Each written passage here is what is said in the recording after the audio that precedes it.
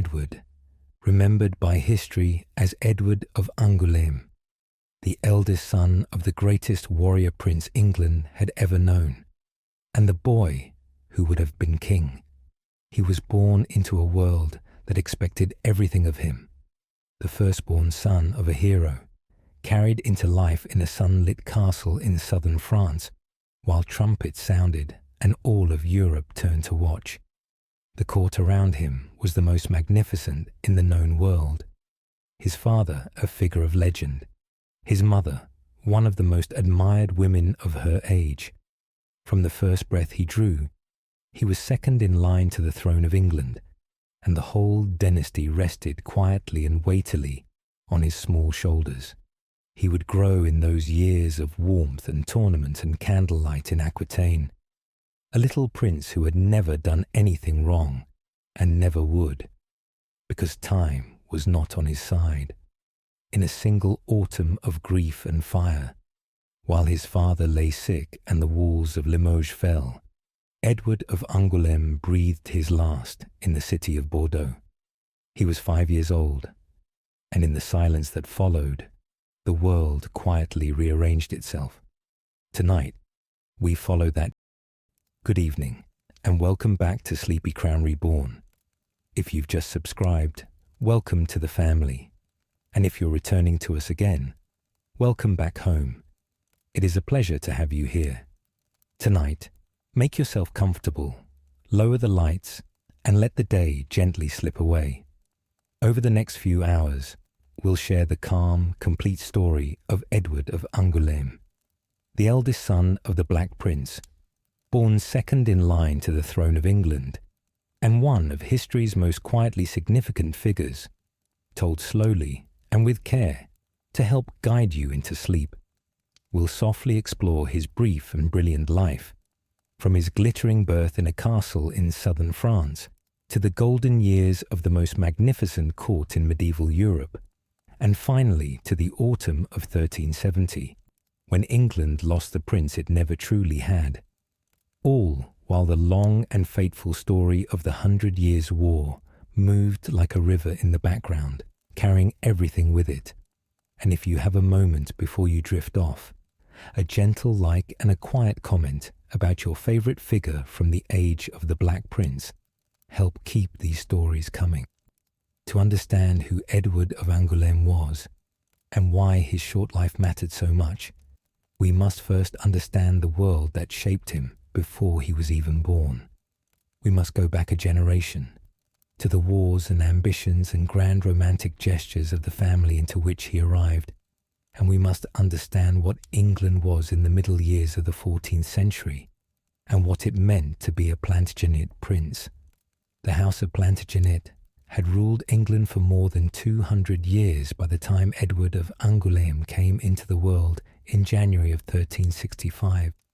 It was a dynasty that had produced some of the most famous names in English history: Henry II and his stormy court, Richard the Lionheart, riding to the Holy Land, the terrible King John, who had been forced to sign Magna Carta at the water's edge at Runnymede.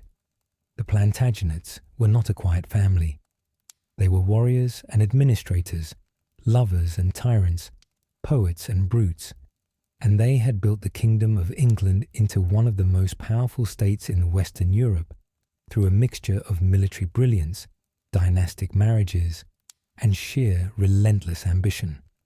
By the 1340s, the reigning Plantagenet was King Edward III, a man of enormous personal energy and political vision who had transformed England into a kingdom hungry for conquest and glory. Edward III had come to the throne as a boy, had spent his early reign under the heavy shadow of his mother Isabella and her lover Roger Mortimer, and had then seized power for himself in a dramatic night coup in 1330. From that moment onward, he was a king in the fullest sense, commanding, confident, and with a dream that would define the next century of English history. That dream was France. The origins of the 100 Years' War are complex, rooted in centuries of feudal entanglement between the English crown and the great territories of France. English kings had held lands in France since the Norman conquest of 1066, and those holdings had grown and shrunk with the rise and fall of dynasties. But what ignited the war that would stretch across more than a century was Edward III's claim to the French throne itself.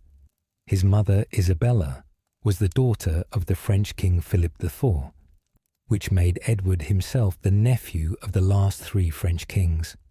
When the Capetian line died out in 1328, without a male heir, Edward believed and argued that the French crown belonged to him through his mother. The French disagreed. They applied what scholars would later call the Salic law, which barred inheritance through the female line, and they crowned Philip of Valois instead as Philip VI. Edward initially accepted this, but the rivalry festered. Border conflicts erupted. English wine merchants clashed with French tax collectors. The feudal obligations of the English king as Duke of Aquitaine, a vast swath of southern France that had come to England through the marriage of Henry II and Eleanor of Aquitaine, created constant friction with the French crown, and in 1337, when Philip VI confiscated Aquitaine entirely and declared war, Edward III struck back with everything he had. What followed was a generation of extraordinary English military success. In 1346, at the Battle of Crécy, the English longbow cut down the flower of French chivalry in a single afternoon. In 1356, at the Battle of Poitiers, England captured the French King John II himself, the most dramatic prisoner of war since ancient times. These victories did not end the war. No single victory could end a conflict so tangled in land and law and dynastic pride, but they established England as the dominant military power in Western Europe, and they created heroes. The greatest of those heroes, the figure who towered above all others in the imagination of the age, was Edward III's eldest son. Edward of Woodstock was born on the 15th of June 1330 at Woodstock Palace in Oxfordshire, the first child of the king and his beloved queen, Philippa of Hainault.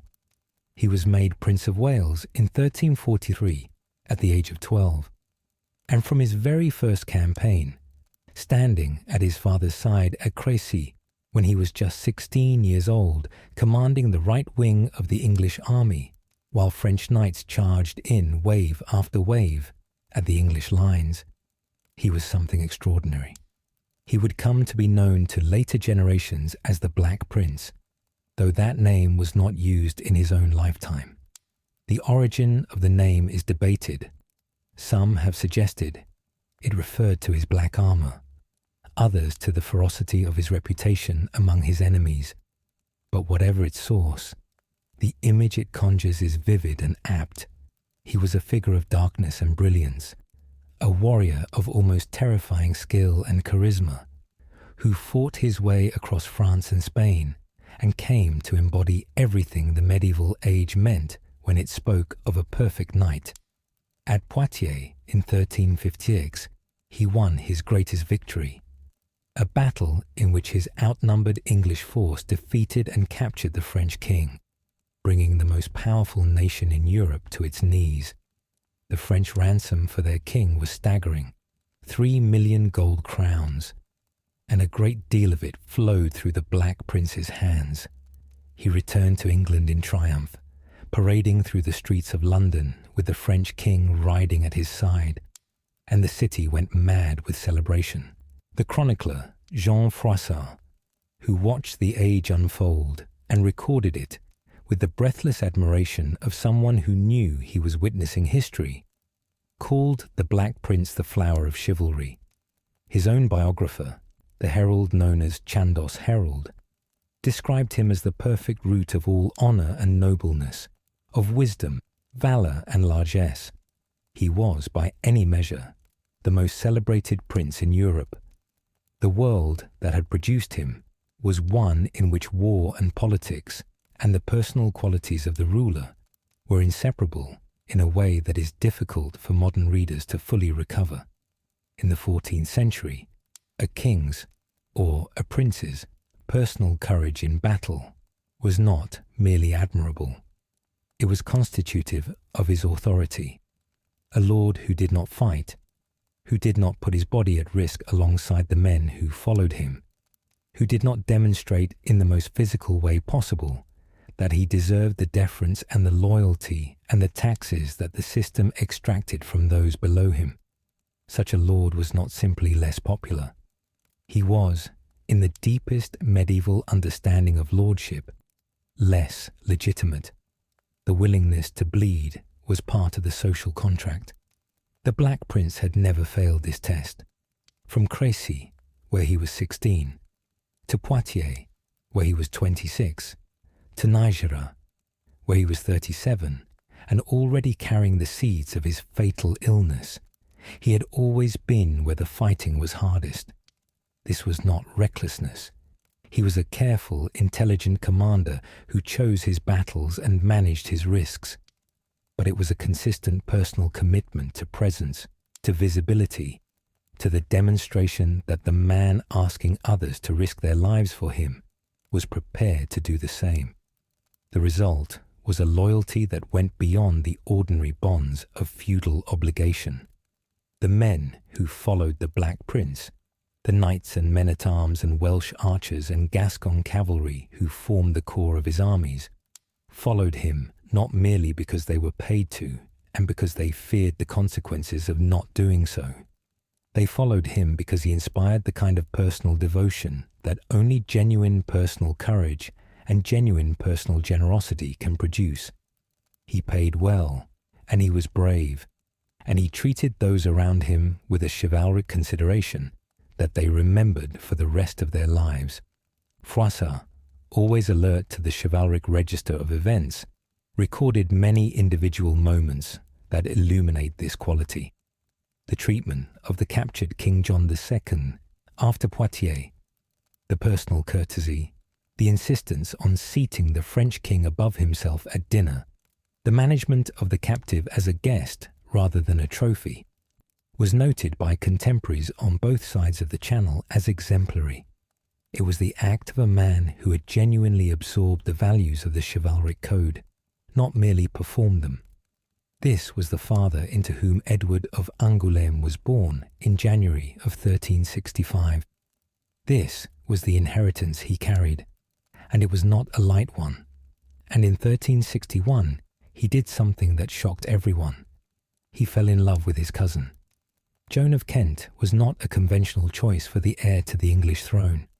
She was a widow, the widow of Sir Thomas Holland, the Earl of Kent, and she came with 4 children already. She was in her early 30s, which in the 14th century was considered far from young for a noble bride. And her romantic history was itself complicated and tangled, involving an early secret marriage to Thomas Holland, while she was also contracted to William Montague, the Earl of Salisbury, a legal and ecclesiastical tangle that had taken years to resolve. But Joan of Kent was extraordinary. The French chronicler Froissart, who rarely wasted flattery, described her as in her time the most beautiful woman in all the realm of England and the most loved. Chandos Herald wrote simply that she was beautiful, pleasant, and wise. She was also, by all accounts, a woman of genuine warmth and political intelligence, deeply loved by those around her, and capable of navigating the treacherous waters of medieval court life with a grace that few could match. Her connection to the Black Prince was old and deep. They were first cousins once removed, close enough to require a papal dispensation to marry. The Black Prince had served as godfather to Joan's sons by her first husband, which added another layer of canonical complexity to the match, and the king and queen were not initially enthusiastic. Joan's reputation, her age, her children, her previous marriages, all of these were obstacles in a world where a prince's marriage was a matter of dynastic calculation, not personal feeling. But the Black Prince would not be moved. He loved her, and he said so, and in the end his father relented. Pope Innocent VI granted the dispensation, and on the 10th of October 1361, Edward of Woodstock and Joan of Kent were married at Windsor Castle, with the Archbishop of Canterbury presiding and the King and Queen of England in attendance. It was, by all accounts, a marriage of genuine love. A letter survives, written by the Black Prince to Joan after the Battle of Nájera in 1367, in the aftermath of victory and before the shadows of illness had fully descended, in which he addresses her simply as my dearest and truest sweetheart and beloved companion. In an age when royal correspondence was formal and guarded, when marriages were political contracts dressed in the language of duty, that letter is something remarkable. It is the letter of a man who loved his wife and was not ashamed to say so. And so, in the autumn of 1361, the greatest knight in Europe and the most beautiful woman in England became husband and wife. The match caused raised eyebrows, whispered disapproval, and at least one sharp sermon. And then, almost immediately, it became clear that none of that mattered, because the following year, everything changed. In June of 1362, King Edward III granted to his eldest son all his dominions in Aquitaine and Gascony, the vast English-held territories in southern France that had been at the heart of the conflict between England and France for so long. The Black Prince was invested as Prince of Aquitaine, and in early 1363, he and Joan and her children from her first marriage set sail for France. They would not return for nearly a decade. The Treaty of Bretigny, signed in 1360, had been the formal framework within which the grant of Aquitaine to the Black Prince operated.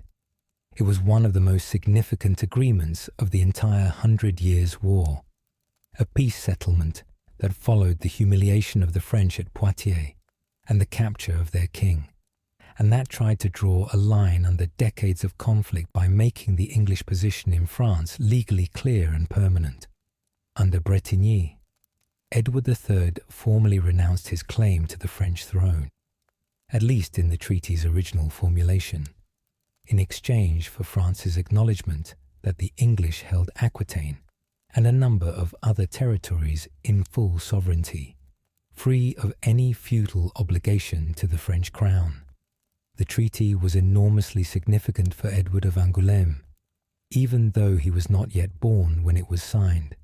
It was the legal foundation of his father's authority as Prince of Aquitaine, the document that made the Black Prince a sovereign lord rather than a feudal subordinate, and it was, therefore, the document that made Edward's birth on French soil in English territory a birth into the legal English succession, rather than a birth into a legal grey area. The Act of 1368 that Parliament subsequently passed was, in a sense, built on the Bretigny foundation, filling in the constitutional gaps that the treaty's general sovereignty provisions had left. But Bretigny was also, almost from the moment it was signed, a source of continuing dispute. Several of its provisions were never fully implemented. The complex arrangements for the mutual renunciation of overlapping claims, which required the two kings to perform formal acts of renunciation that were supposed to happen, but repeatedly did not, left the treaty's precise legal meaning open to argument. France, when it needed a pretext to challenge English authority in Aquitaine, would find that argument in these unfulfilled provisions. The Black Prince, when he found himself under legal challenge in the late 1360s, would find that the treaty he believed protected him was less ironclad than he had assumed. All of this legal complexity was, in 1363 and 1364 and 1365, invisible to the Black Prince and Joan of Kent as they settled into Bordeaux and began to make Aquitaine the most magnificent court in Europe. The disputes were latent, the treaty held, the duchy gleamed, and in January of 1365, a child was born into all of that gleaming, and the world seemed, for the moment, as good as it had ever been. The Duchy of Aquitaine was one of the most beautiful and prosperous territories in all of medieval Europe, stretching across what is now southwestern France. It encompassed rolling vineyards, sun-warmed limestone towns, ancient Roman roads, and the gentle shimmer of the Garonne River winding toward the sea. Its capital was Bordeaux, a city of wine merchants and cathedral spires, of Latin inscriptions worn into old stone and market squares that smelled of river mud and fresh bread in the mornings. For centuries, Aquitaine had been the jewel of the English crown's continental holdings. It was through Aquitaine that the finest wines of France reached English tables. It was through Aquitaine that trade flowed, wool and cloth going south and east, wine and spices coming north. And it was through Aquitaine that the English king maintained his ancient feudal claim to be not just King of England, but Lord of vast French territories, a claim that the 100 Years' War was being fought, in part, to preserve and expand. When the Black Prince arrived as its new sovereign lord in 1363, he brought with him all the energy and grandeur of a man at the absolute peak of his power and fame. He was 32 years old, the most celebrated warrior in Europe, newly married to a woman he adored, and possessed of the wealth and confidence that a lifetime of military victory had given him. He intended to make Aquitaine magnificent. He succeeded beyond anyone's expectation. The court the Black Prince established at Bordeaux, and at the various castles and fortified towns of the duchy, became, in the words of contemporaries, the most glittering court in Europe. It exceeded even the court of his father the king in its brilliance, its extravagance, and its sheer festive energy. Lords and knights came from across the known world to pay their respects, to seek patronage, to compete in tournaments, and to enjoy the singular experience of being in the presence of the Black Prince at the height of his power. Froissart, who wrote about this period with barely concealed rapture, described the household of the Black Prince and Joan of Kent in terms that make it sound almost mythological. The feasting was legendary.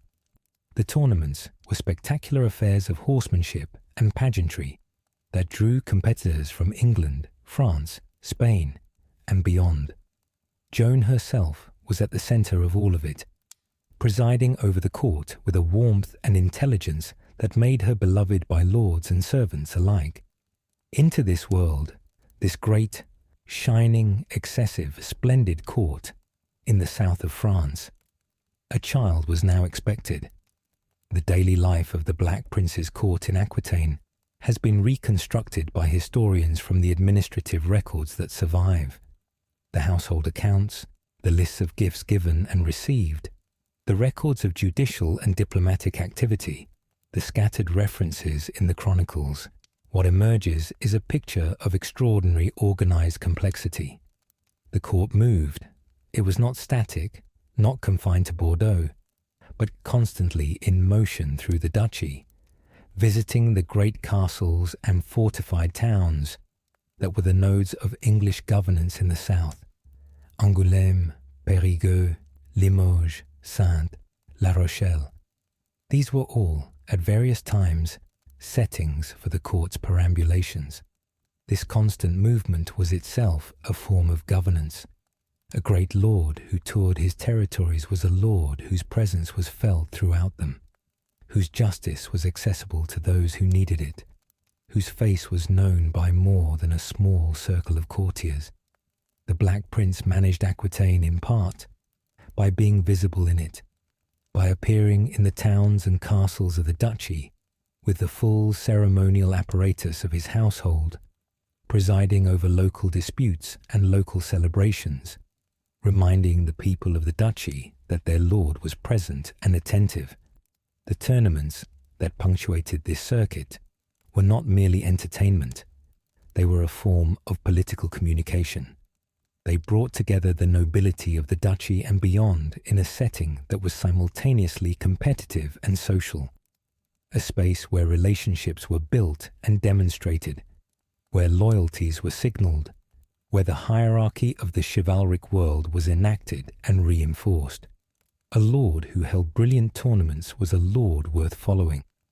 A lord who held none, or poor ones, was a lord whose authority was weakening. The Black Prince held brilliant ones. Into this world, this great, shining, excessive, splendid court in the south of France, a child was now expected. Joan of Kent was pregnant for the first time by her new husband. And as the months of 1364 moved into the winter, anticipation built across the duchy and beyond.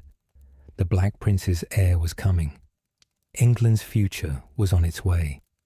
And in the great château d'Angoulême, a medieval fortress city sitting on a high limestone plateau above the Charente River, roughly 100 miles northeast of Bordeaux, Joan of Kent went into labour on the 27th of January, 1365. The child was a boy. He was given the name Edward, a name that had been borne by 3 English kings already, a name that carried immense political weight in the Plantagenet tradition, a name that was a declaration of dynastic intent as much as a personal identity.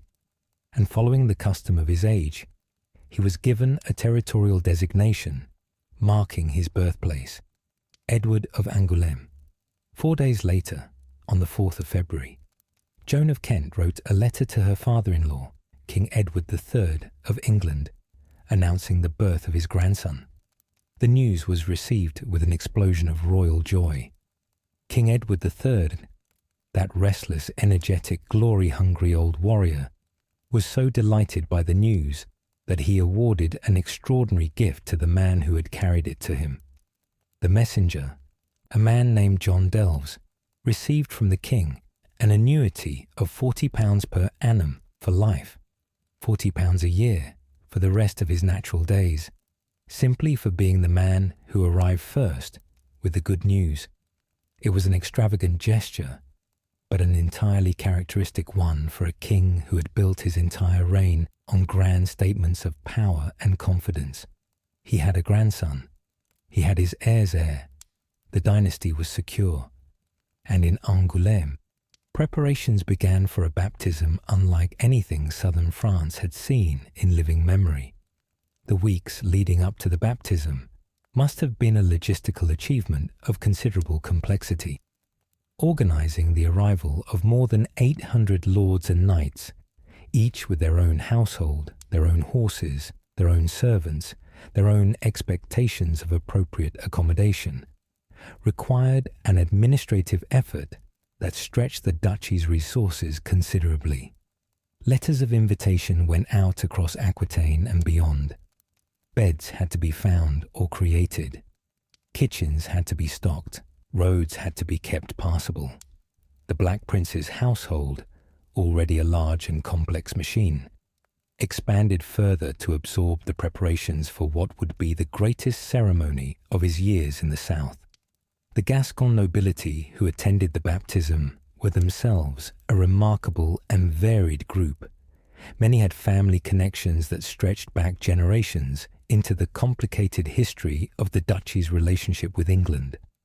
Some were genuinely enthusiastic supporters of English rule, men who had prospered under the Black Prince's governance and who shared in the pride of the duchy's achievements.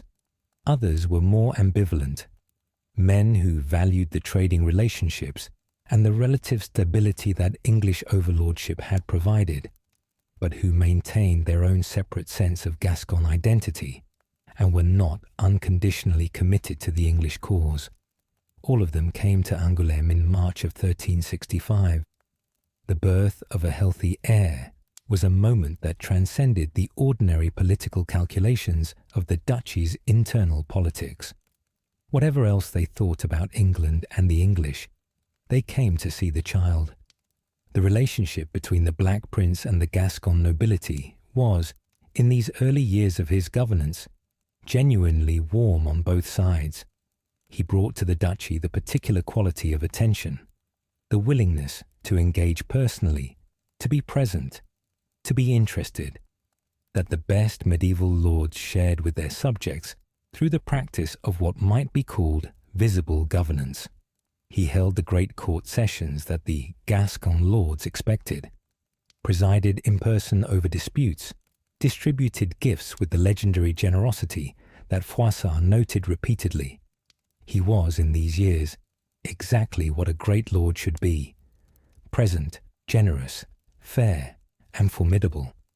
Joan of Kent's role in this was not merely decorative. She was, again and again, in the accounts of those who knew her, described as someone who made the court human in a way that the Black Prince's overwhelming martial presence alone could not. He inspired awe, she inspired affection, and in the particular culture of the Gascon nobility, who valued personal relationships and the qualities of the household as much as they valued legal obligation and feudal duty, her warmth was politically as important as her husband's might. The court they presided over was also a court of some cultural distinction. The Black Prince patronized the arts of his age with the interest of a man who had grown up surrounded by the finest products of English and French courtly culture. Minstrels and musicians performed at the great feasts. The romances of the age, the stories of King Arthur and his knights, the tales of Charlemagne, the stories of Troy and Alexander, that formed the common literary currency of the educated medieval world, would have been read aloud or performed in the great hall in the evenings, providing the household with the entertainment and the cultural grammar that linked it to the wider world of chivalric culture. Into this world of music and feasting and legal administration and tournament, and the endless movement of a great lord's household through his territories, Edward of Angoulême was born. He was born into it as into the natural order of things, the way all children are born into the world they arrive in, without knowing that it was exceptional, without knowing that it would not last, without any means of understanding how completely it would change before he was old enough to remember it clearly. The baptism of Edward of Angoulême took place in March of 1365 at the château d'Angoulême itself, and if the birth had been cause for celebration, the baptism was cause for something approaching theatrical excess that still astonishes when you read the accounts. The Black Prince loved grandeur. He had grown up in one of the wealthiest courts in Europe. He had spent his young manhood winning battles and receiving the adulation of thousands. He had been feted across England and France as the greatest knight alive. And now he had a son, his first legitimate child, his heir, the future King Edward I of England. And he intended to announce that fact to the world in a manner that no one could possibly overlook or mistake. The accounts that survive are staggering. Present at the baptism were 154 lords and 706 knights. The numbers are extraordinary. More than 800 titled men of rank gathered in and around the château on the limestone plateau above the Charente River, all come to witness the christening of a 5-week-old child. Some sources suggest that as many as 18,000 horses were present in the surrounding countryside, a figure that historians treat with appropriate caution, since it borders on the logistically impossible, but which speaks to the sheer scale of the gathering that contemporaries were trying to convey. What is beyond doubt is the financial record. Over £400 were spent on candles alone. In an age when a skilled craftsman might earn a few pennies a day, £400 for candles at a single ceremony is a number that staggers the imagination. It was not an accident. It was a message. The candles were not just for light. They were for visibility, for spectacle, for the unmistakable signal that this event mattered, that this child mattered, that the dynasty that claimed southern France as its own had just produced its future. One of Edward's godfathers at the ceremony was Bishop Jean de Croix. The baptism was conducted in the great ceremonial tradition of the age, with all the ritual and solemnity that the Church could provide. And when it was done, when the holy water had been poured, and the names spoken, and the candles burned, and the lords and knights had paid their respects, and the tournaments had run their course, the world knew. Edward of Angoulême existed. He was real. He was healthy. He was named for kings. Across the Channel, Charles V of France, England's great rival, the man who would spend the coming years quietly working to dismantle everything the Black Prince had built in Aquitaine, had already learned of the birth before even Edward III. Records show that on the 14th of March, 1364, Charles had rewarded the squire who brought him the news of young Edward's arrival. Even France acknowledged the significance of what had happened. The name itself carried weight beyond the personal. In Plantagenet England, the name Edward had become something close to sacred.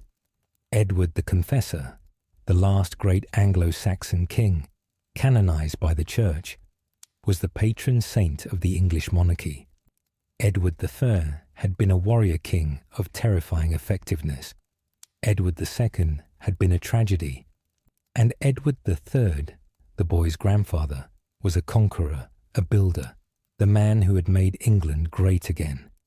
To name the new Prince Edward was to place him in that lineage, to claim continuity, to announce that the Plantagenet dynasty intended to go on. And it was also practical politics in a deeper sense. The name Edward had by this point become extraordinarily popular across England. Froissart noted it. Later historians would observe that in Yorkist times, Edward and its variants were among the most commonly chosen names across all levels of English society. The dynasty and the people had grown together around this name.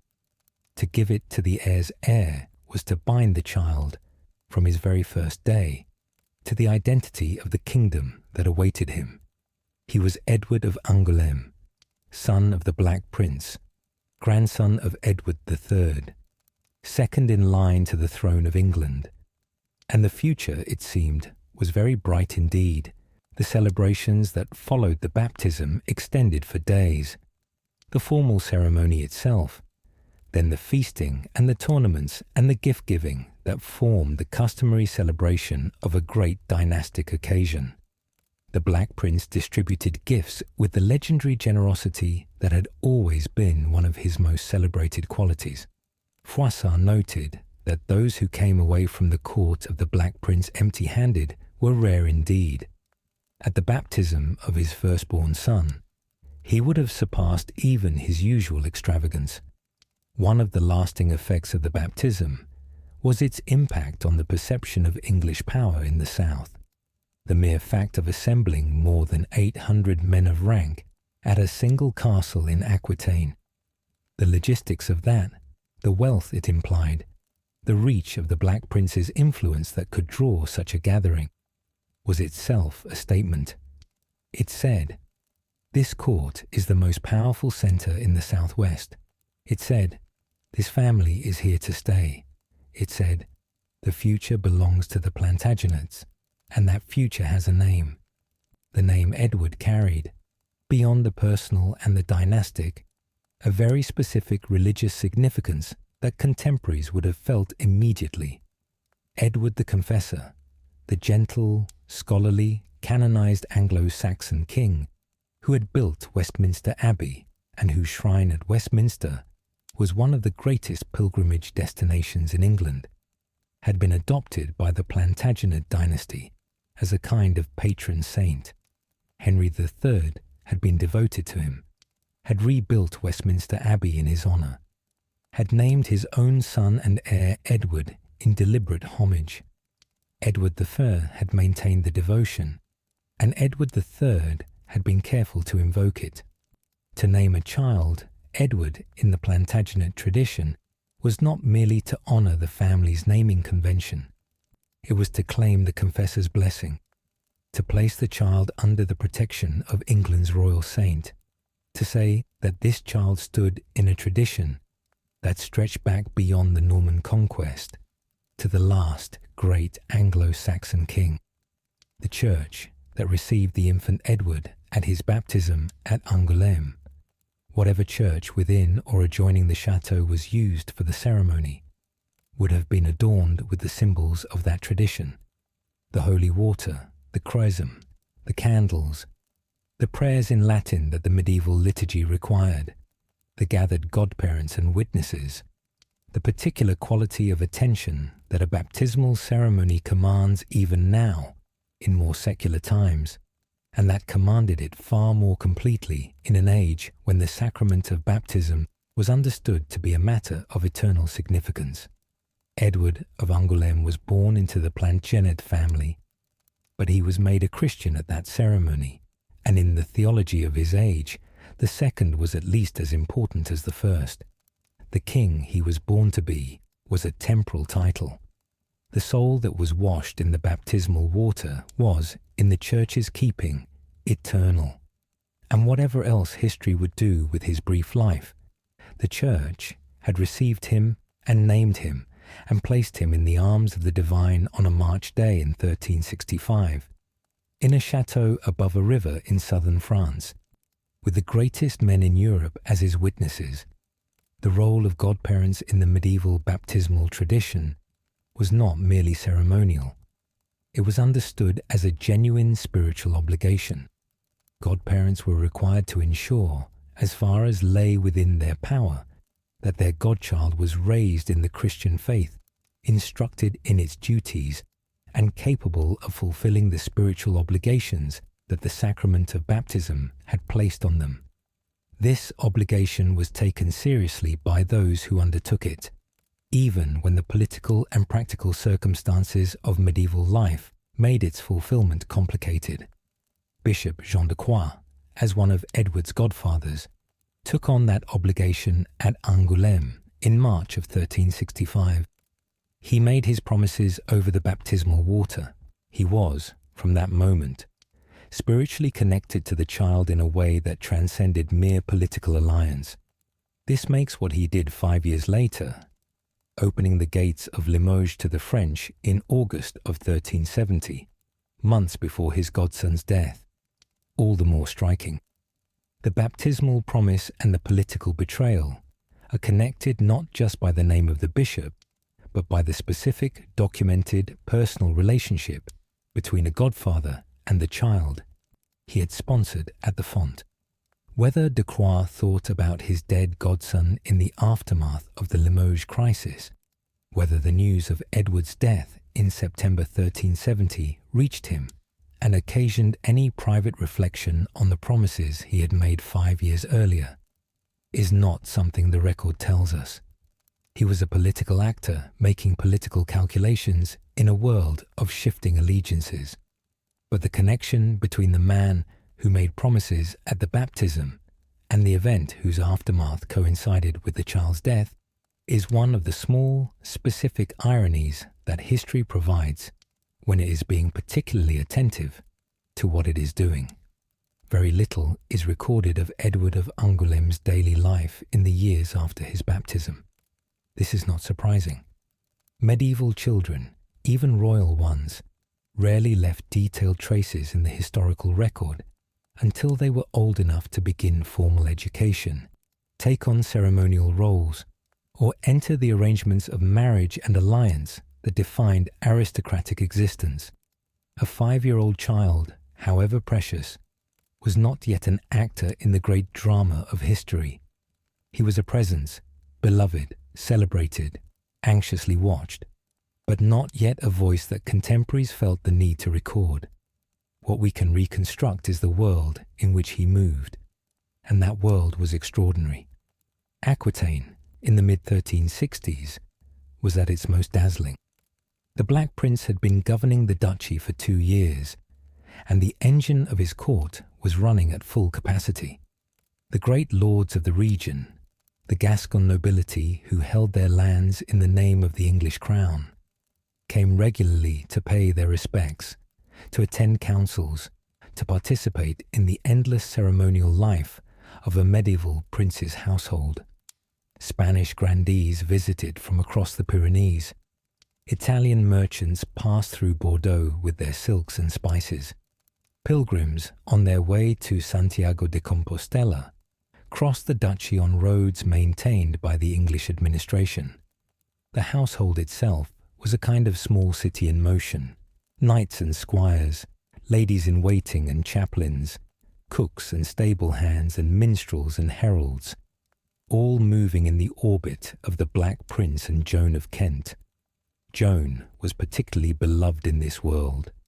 Contemporary accounts paint her as a figure of genuine grace and warmth, a princess who inspired loyalty not just through rank, but through personal quality.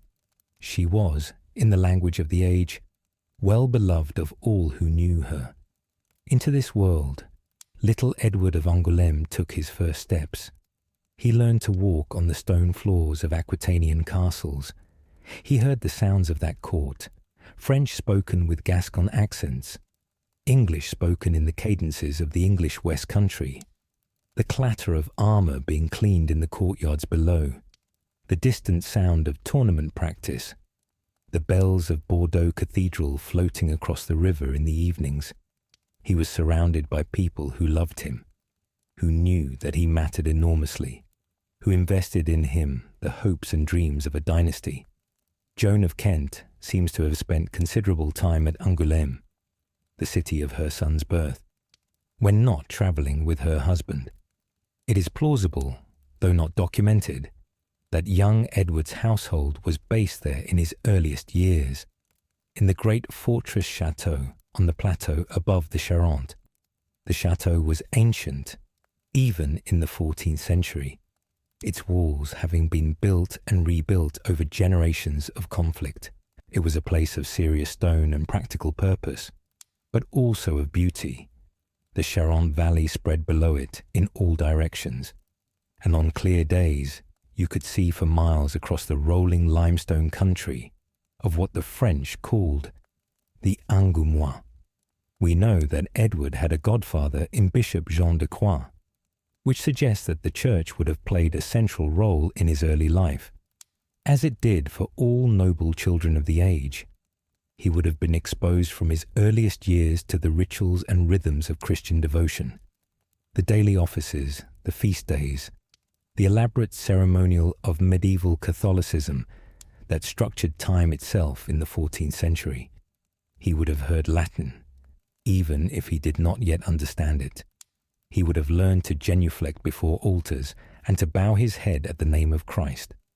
And in January of 1367, just 2 years after his own birth, the household welcomed a new arrival. Joan of Kent gave birth to a second son at the city of Bordeaux on the 6th of January.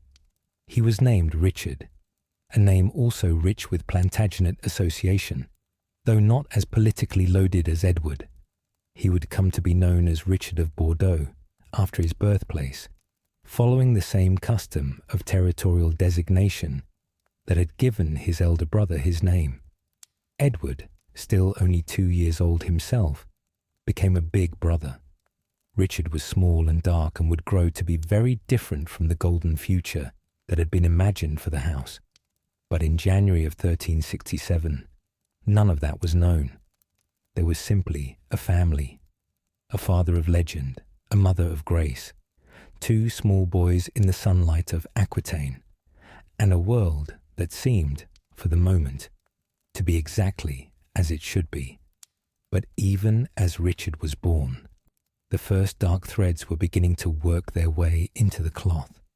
Edward of Angoulême and Richard of Bordeaux would have been, in these last years of the Aquitanian court, the living proof that the future still existed. Whatever else was failing, the Black Prince's health, the duchy's finances, the loyalty of the Gascon lords, these 2 small boys in the nursery were the physical embodiment of continuation.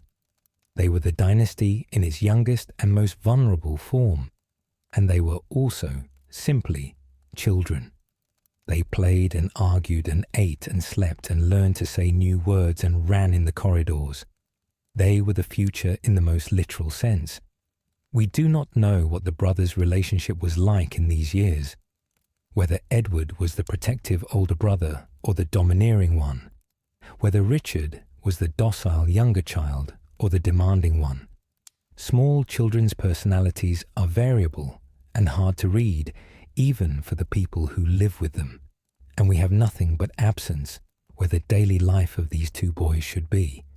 What we have is the fact that they were together in those years of the court's declining, and that they were the last things in Aquitaine that had not yet been touched by loss. The physical world in which Edward spent his early years was extraordinarily rich by any standard his age could offer.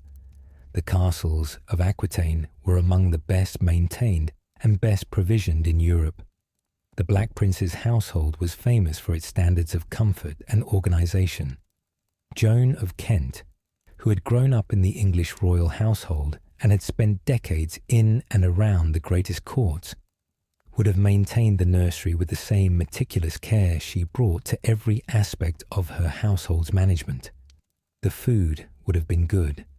The kitchens of the Black Prince's court were well stocked with the produce of Aquitaine and the imported goods that wealth and trade made available. The clothing would have been fine. A prince's child was dressed in the finest fabrics the duchy could provide. The company would have been constant and varied. An endless rotation of nurses and servants, and visiting lords and their children, and the general human traffic of a large and active household. And the sounds of that world, are almost the most vivid thing we can recover in imagination.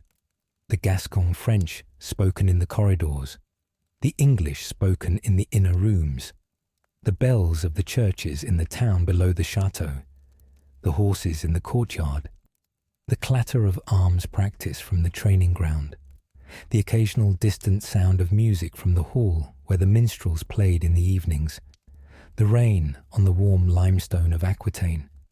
This was Edward's world. He did not know it was exceptional. He knew only that it was home. The year 1366, the year before the Nájera campaign, the year before everything started to change, was perhaps the last fully golden year of the Black Prince's court in Aquitaine. The duchy was still prosperous. The Black Prince was still vigorous, still capable of presiding over his court with the authority and energy that had made it the most brilliant in Europe.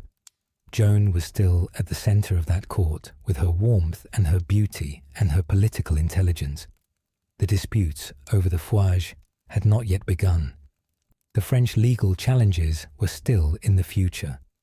Richard of Bordeaux had not yet been born, and Edward of Angoulême was 1 year old. He was at the age, just past the most precarious months of infancy, when survival itself was uncertain, that would have allowed everyone around him to begin to breathe more freely. A child who had made it to his first birthday in the medieval world had survived the most statistically dangerous period of his life. The mortality rate for infants in their first year was very high, even in the most privileged households, and there were things that the most devoted nursing and the most careful medical attention could not prevent. But once a child was walking and talking and eating solid food, the odds shifted. The dynasty's investment in him began to feel, tentatively, cautiously, like an investment that might pay off. Joan would have watched him take his first steps on those stone floors with the particular quality of joy and relief that parents in every era feel when a child crosses that threshold. The Black Prince, when his duties allowed him time in the nursery, and the records suggest that he was genuinely present to his children, not merely a ceremonial paternal figure, would have watched with the private pride that the most celebrated knight in Europe apparently felt quite naturally in the face of an ordinary domestic miracle. The year 1367 was, in many ways, the year that everything changed for the family of the Black Prince, though no one knew it at the time. It began with the birth of Richard of Bordeaux in January. It continued with what seemed, on the surface, to be another spectacular military triumph for the greatest warrior prince in Europe, and it ended with a shadow that would never quite lift. The catalyst was the politics of the Iberian Peninsula, specifically the dynastic crisis convulsing the Kingdom of Castile. The reigning King of Castile was Peter III, known to his enemies as Pedro the Cruel, a nickname that tells you something about how he was regarded by those who suffered under him. Peter had ruled Castile since 1350, with a combination of genuine administrative ability and extraordinary personal violence. He was not, by any measure, an easy man to love, but he was the legitimate king, and he had been a long-standing ally of England. In 1366, Peter's throne was seized by his illegitimate half-brother, Henry of Trastamara, who invaded Castile with the support of France and a company of battle-hardened mercenaries.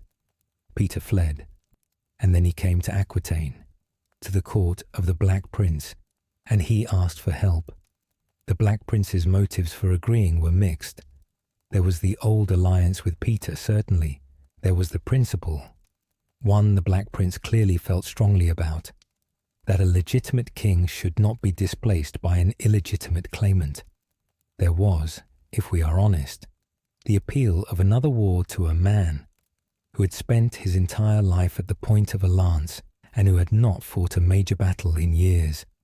And there was the promise of payment, a substantial financial reward that Peter swore he would deliver once restored to his throne. In early 1367, the Black Prince led his army south over the Pyrenees into Castile. The march was arduous. The mountains were brutal in winter, and the army suffered terribly even before they reached the enemy. But on the 3rd of April 1367, at a place called Nájera, on the banks of the Nájera River, the Black Prince delivered another of his signature military masterpieces. Henry of Trastamara's army was destroyed. Peter of Castile was restored to his throne. The Black Prince had done, apparently, what he always did. He had won. But the aftermath of Nájera was disaster. Peter of Castile, restored to power, promptly refused to pay what he had promised. The financial resources that the Black Prince had stretched to fund the campaign, an army over the Pyrenees and back, was an enormously expensive undertaking, were not replenished. The soldiers who had followed him went unpaid, and in the sweltering heat of the Spanish summer, something happened to Edward of Woodstock that no French army had ever managed to do. He fell ill. The nature of the illness that struck the Black Prince at Nájera has been debated by historians and medical scholars for centuries. Contemporary accounts suggest something like dysentery. The chroniclers spoke of a plague that struck the army with terrible force, with one source suggesting that as many as 80% of the Black Prince's men may have died from illness during and after the campaign. Whether this figure is accurate or exaggerated, it speaks to the severity of what swept through the English army in the Spanish heat of 1367. A recent medical study published in the academic journal BMJ Military Health examined the question with modern eyes and concluded that chronic dysentery, the traditional diagnosis, may not have been the primary cause. The study considered alternatives including malaria, brucellosis, inflammatory bowel disease, and complications arising from a single severe bout of dysentery. Whatever the specific diagnosis, the clinical reality was clear. The Black Prince contracted a serious, debilitating illness at Nájera, or in its immediate aftermath, and he never fully recovered. The Chandos Herald, his own biographer, writing close to the events, recorded the key moment. After returning from Spain to his own territory in Aquitaine, the Herald wrote, "The illness began which lasted for the rest of his life. The Black Prince was 37 years old. He should have had decades of vigour and command ahead of him. Instead, from 1367 onward, he was a man fighting on two fronts, against his external enemies and against the progressive destruction of his own body. For young Edward of Angoulême, back in the warm security of Aquitaine, None of this was yet visible as catastrophe. He was 2 years old when his father rode over the Pyrenees. He had a new baby brother. His mother, Joan, was at the centre of the court's daily life. The great castle and the busy household were his whole world, and that world still seemed golden from the inside. But the man who was supposed to be the invincible protector of that world, the man on whom everything depended, had come home from Spain carrying something invisible and terrible inside him. And the world of the Black Prince's court, which had seemed so permanent and so brilliant, was beginning, very slowly, to crack. There is something deeply melancholy about the Black Prince's return from Nájera. He had gone to Spain at the height of his powers, in command of an army, pursuing the kind of campaign that had defined his career. He had won. He had done exactly what he was best at, and he had come back diminished, carrying in his body the beginning of an end that would take 9 years to arrive, but would never be reversed. The image of the Black Prince after Nájera, still commanding, still present, still the most celebrated soldier in Europe in name and reputation, but quietly and progressively failing in the physical reality that underlay all of that, is one of the most poignant in the whole of 14th century history. He did not know, in the summer of 1367, that he would never be well again. He knew he was ill. He knew the illness was serious. But the assumption of recovery, of a return to the vigour that had always seemed his natural state, was not yet unreasonable. Men recovered from serious illnesses in the medieval world, as they do in any world. It was reasonable to hope. The hope persisted for some time. The Black Prince continued to govern, to correspond, to administer the duchy with something approaching his former effectiveness. But by 1368, the gap between the performance of governance and the reality of his health was beginning to show, and those around him were beginning to understand that what they were managing was not a temporary illness, but something permanent. For Edward of Angoulême, now a toddler in the household's nursery, none of this was visible as catastrophe. He was too young for the concept of illness to carry the weight that it carried for the adults around him. What he knew was presence and absence, warmth and distance, the texture of his days. His father was sometimes present and vibrant, and sometimes quieter, and sometimes not there. His mother was always there. The household continued its rhythms. The world was still the world. The physicians of the Black Prince's household, for they were physicians, trained men, who had studied at the great European medical schools of Montpellier or Bologna or Paris, would have been treating their lord with the best tools that 14th century medicine made available. These tools were, by modern standards, almost entirely ineffective against the kind of condition the Black Prince had contracted. The medical theory of the age, based on the ancient Galenic system of humours, of balances between blood and phlegm and yellow bile and black bile, had no framework for understanding bacterial or parasitic infections, no concept of germ theory, no surgical or pharmaceutical intervention that could address the underlying cause of what was happening inside the prince's body. They would have prescribed rest, which was sensible. They would have adjusted his diet, removing the heavy meats and rich sauces that were thought to aggravate the humour imbalance, substituting lighter foods and broths. They would have bled him, perhaps. The almost universal medieval medical intervention, the removal of blood from the body in the belief that this would rebalance the humours and allow recovery. They would have given him herbal preparations, some of which may have had mild palliative effects and most of which had none at all. And they would have prayed. In the medieval understanding of medicine and the body, prayer was not separate from treatment. It was integral to it, the spiritual dimension of a healing that was always, ultimately, in God's hands. None of it worked. The illness was progressive. By 1368, it was clearly not resolving. By 1369, it was visibly worsening. By 1370, it had reached the stage where the man who had been the most physically imposing soldier in Europe was being carried in a litter through the streets of his own duchy. For young Edward, now 4 and then 5 years old, watching his father's health deteriorate had become simply part of the texture of daily life. The litter was just the thing his father rode in now. The physicians who moved in and out of the household were just part of the household's ordinary traffic. The quiet anxiety of the adults around him was just the emotional weather of his world. The Black Prince's illness, as the years of the late 1360s moved forward, became an increasingly significant political fact as well as a personal one.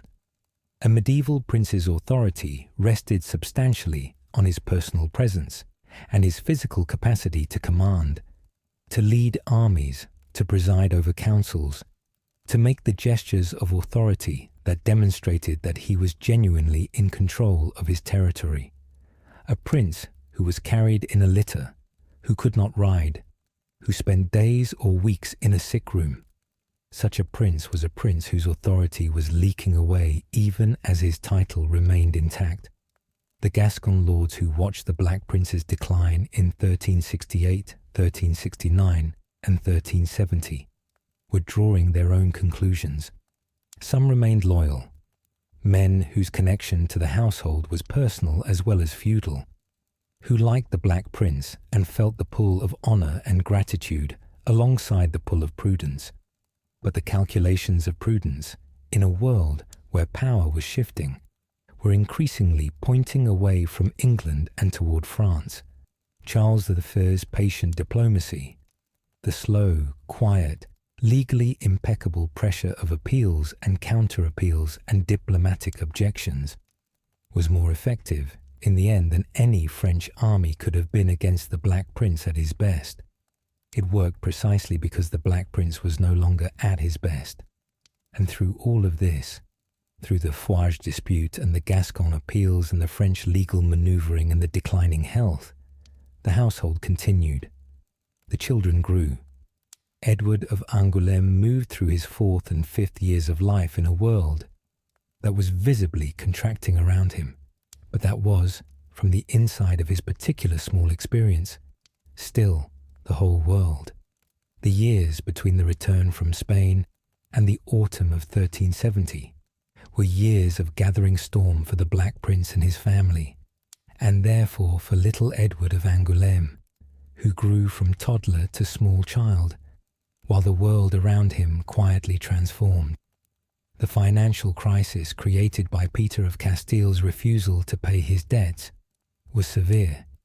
The Spanish campaign had been enormously expensive, and the Black Prince had met the costs partly from his own resources and partly by borrowing. When the expected repayment never came, he was left with a significant shortfall, and to fill that gap, he turned to the one resource available to a medieval lord: taxation. In 1368, the Black Prince levied a fouage, a hearth tax, on the people and nobility of Aquitaine. The logic was straightforward enough. He had gone to war to protect English interests and the principle of legitimate monarchy, and the bill needed to be paid. But the Gascon lords did not see it that way.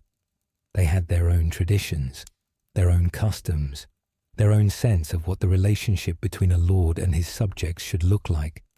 They had welcomed the Black Prince as a powerful and glamorous sovereign.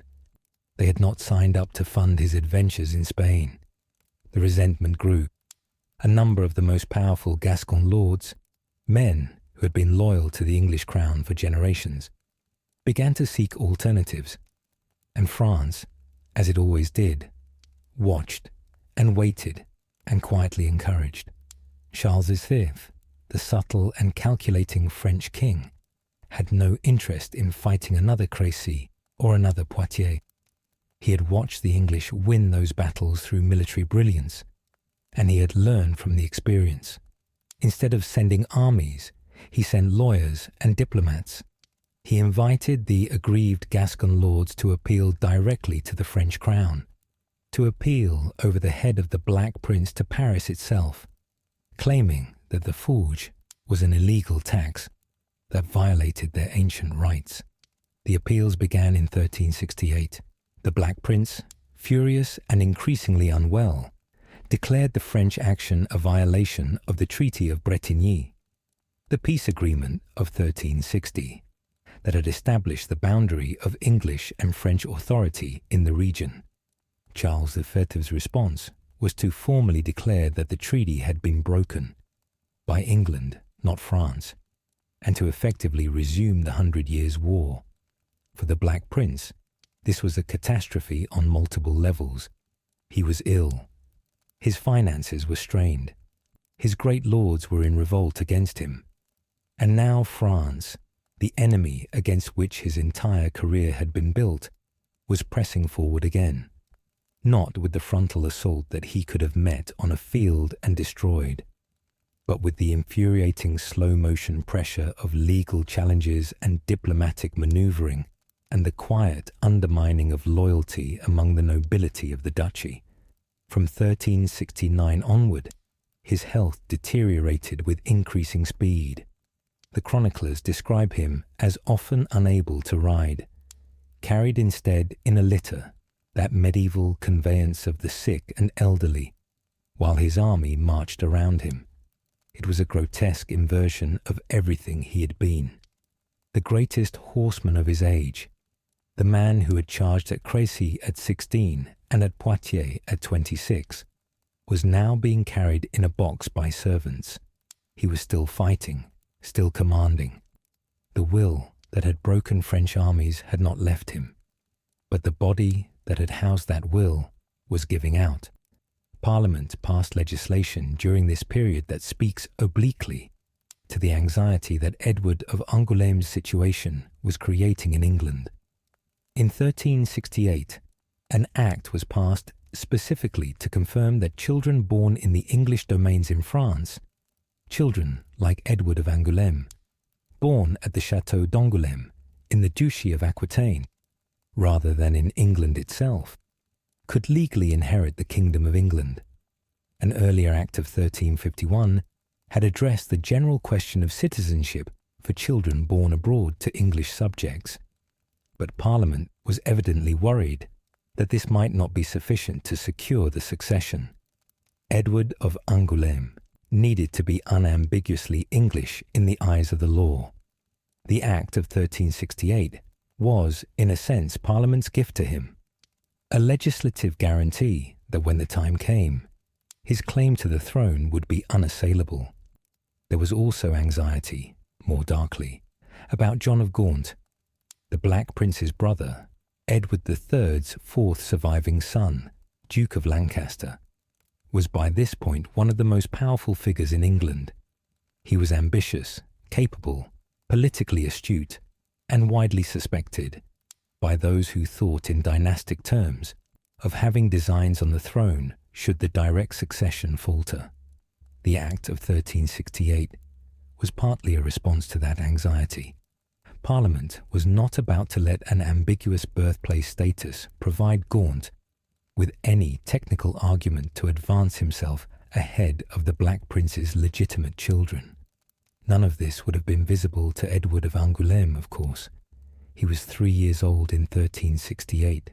He was 4 in 1369. He was growing, learning to speak in the French and English of his court, learning to run in the great courtyards of the Aquitanian castles, perhaps beginning to understand, as small children do, in fragments and impressions, that his father was important, that the people around him were anxious, that the great world beyond the castle walls was not entirely at peace. His mother Joan was a constant and steadying presence. Whatever her private fears about her husband's health and the duchy's political situation, she maintained the household with the grace and competence that had always defined her. She was, by all accounts, a woman of remarkable resilience. She had survived the extraordinary tangles of her first marriage, the loss of her first husband, a scandalous second marriage that had raised eyebrows across England, and now the slow-motion unravelling of everything her second husband had built. She endured all of it without losing the warmth and dignity that the chroniclers so consistently associated with her. And young Richard, Edward's little brother, was growing too, becoming a real companion now, a toddler, and then a small boy moving through the same spaces, sleeping in the same household, watched over by the same nurses and servants. The two boys were the last things the Black Prince had built in Aquitaine that were entirely his, the only part of the great southern dream that was not being eaten away by illness and politics and the relentless pressure of France. But in the autumn of 1370, the storm that had been gathering for 3 years finally broke with full force, and it broke over everyone. For the children of the household, for Edward, now 5 years old, and Richard, just turned 3, the autumn of 1370 would have been experienced as a series of disruptions too large to understand. Adults, who were usually calm, suddenly were not. The rhythms of the household changed. Their father was gone, carried to Limoges, away from the household and away from them. Their mother was present but distracted, managing the practical reality of a court in crisis, while also, it seems clear, fighting her own fears about what was happening to her husband and to everything they had built. And then Edward fell ill. We do not know when the illness began, whether it was sudden or gradual, whether it arrived with the summer's heat or crept in with the autumn's first chill. We know only that it progressed, that it was described as prolonged, and that by the time the walls of Limoges fell in September, the little boy who had been baptized by candlelight with the lords of Europe as his witnesses was dying. Joan of Kent, in this final Aquitanian autumn, was managing simultaneously the illness of her husband, the death of her eldest son, and the political disintegration of everything they had built together in the south of France. The 3 catastrophes arrived in the same weeks. The Black Prince was away at Limoges, carried in his litter. Richard was in the household, 3 years old, not yet capable of understanding what was happening around him. And Edward, the firstborn, the heir, the child for whom the candles had burned and the lords had come, was dying. What Joan felt in those weeks, the record does not tell us. What she did, stayed, managed, held the household together, arranged what needed to be arranged, did not break. The record shows clearly. She was, in this as in everything else, extraordinary. September of 1370 was one of the most terrible months in the life of the Black Prince. It was also, though the world would not know this for some years, one of the most consequential months in the history of the English throne. The crisis that triggered the siege of Limoges had been building all year. Limoges was a major city in the Black Prince's territory, a centre of commerce and craft, famous across Europe for the extraordinary quality of its enamel work, the brilliance of its artisans who worked metal and glass and colour into objects of heartbreaking beauty that were sought by kings and popes and great lords from one end of Christendom to the other. The city had been under English control, and in August of 1370, the Bishop of Limoges, Jean de Croix, a man the Black Prince had trusted, opened the gates to the French.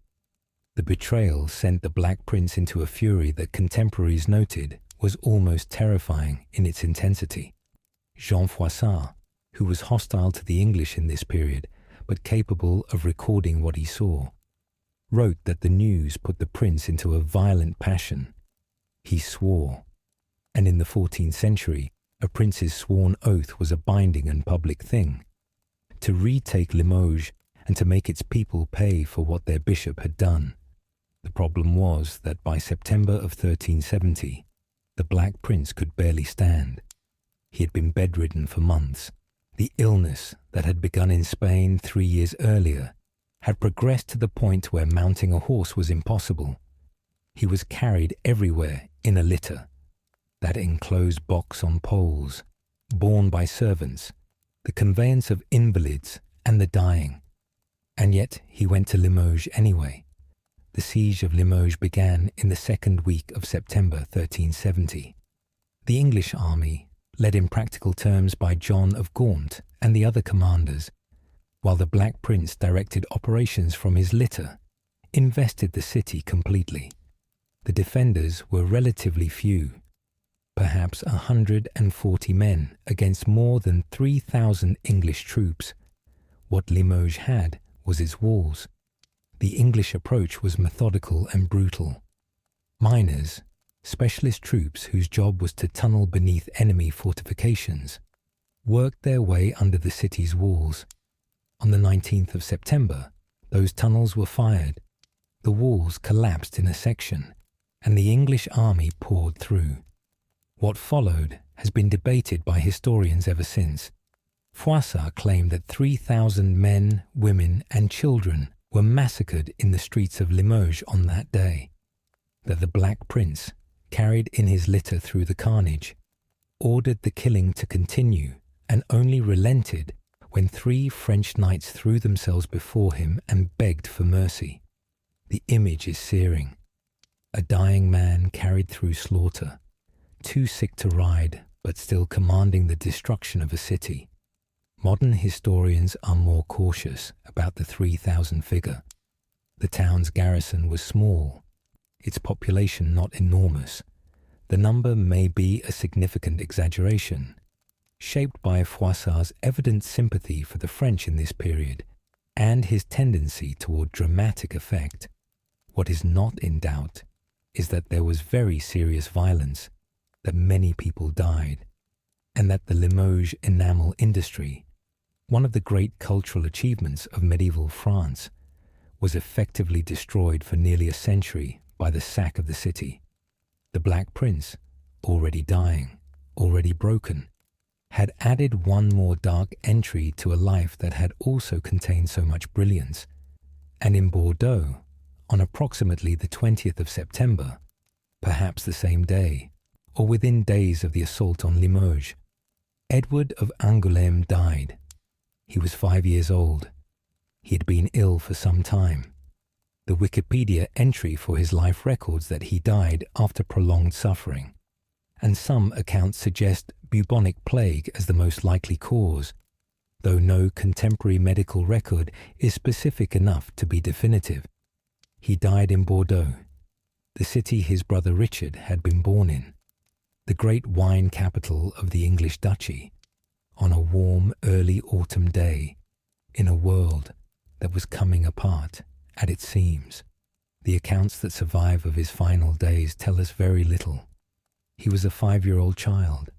There was no one standing by taking notes. What we know is the before and the after.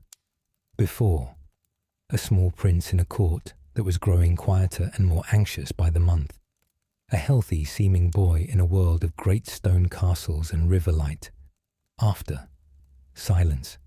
A father who learned of his son's death when he returned from the smoke of Limoges. A mother who lost her firstborn child. A brother who was now, suddenly, the only one left. The Wigmore Chronicle, one of the most reliable contemporary English chronicles for this period, records that Edward died around the feast of St. Michael, which falls on the 29th of September. Modern scholars, working from a range of sources, have settled on approximately the 20th of September as the most likely date, placing the death in the immediate aftermath of the sack of Limoges. Some older sources, including certain genealogical records from the following century, give January 1371 as the date, but this is now generally understood to be a confusion or approximation, and the September 1370 date is the academic consensus. The cause of death remains uncertain. Bubonic plague, the Black Death, had struck Europe in waves since its first devastating arrival in 1347 to 1348, and 1370 was a year of renewed plague activity in parts of France. It is plausible, and several historians have judged it likely, that Edward of Angoulême died of plague, but it is also possible that he died of something else, a childhood fever, a respiratory illness, any of the ordinary killers that carried away so many children in the medieval world, even children of royal blood and careful households. The historical record does not give us certainty. We have only the fact of his death and the age at which it happened. What we do have is a record of the grief. The historian Alison Weir, in her work on the British royal families, wrote that from the moment the Black Prince returned from Limoges and learned that his eldest son was dead, he was a broken man. The phrase is apt. He had lost his health in Spain. He had lost his political position in Aquitaine. He had lost the financial resources that had funded his great court. And now he had lost his son, the first thing in the world that he had looked upon and seen as the future. Finch's 19th century Lives of the Princesses of Wales records that Edward's death was a bitter grief to both the Black Prince and Joan of Kent, and that the loss only increased the severity of the Black Prince's illness.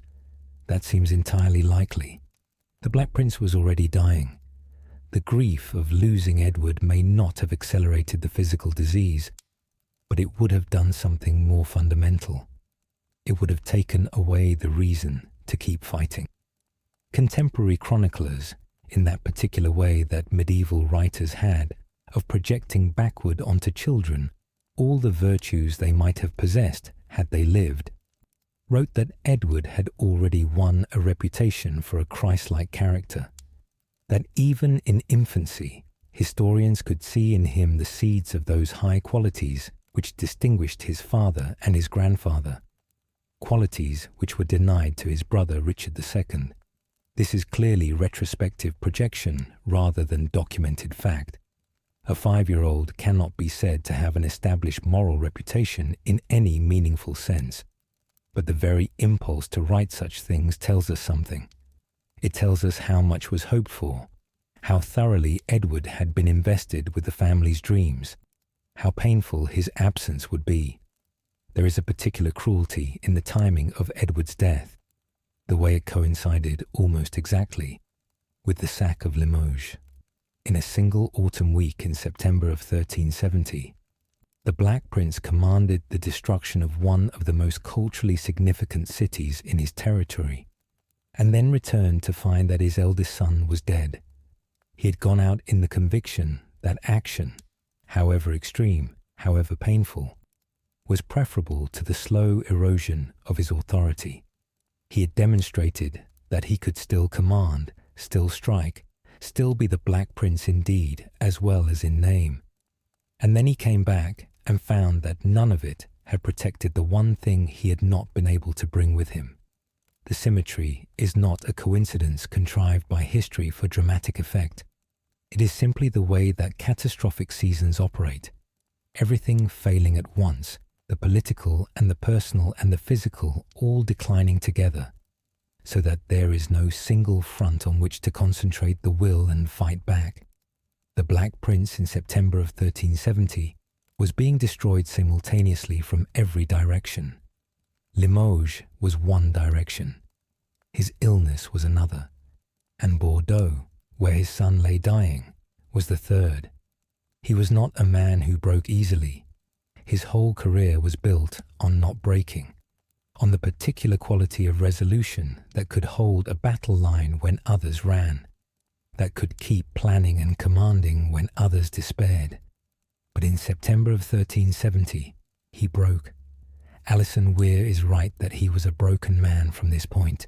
The resolution that had held through Spain and through the Gascon Revolt and through the years of illness did not hold against the death of his son.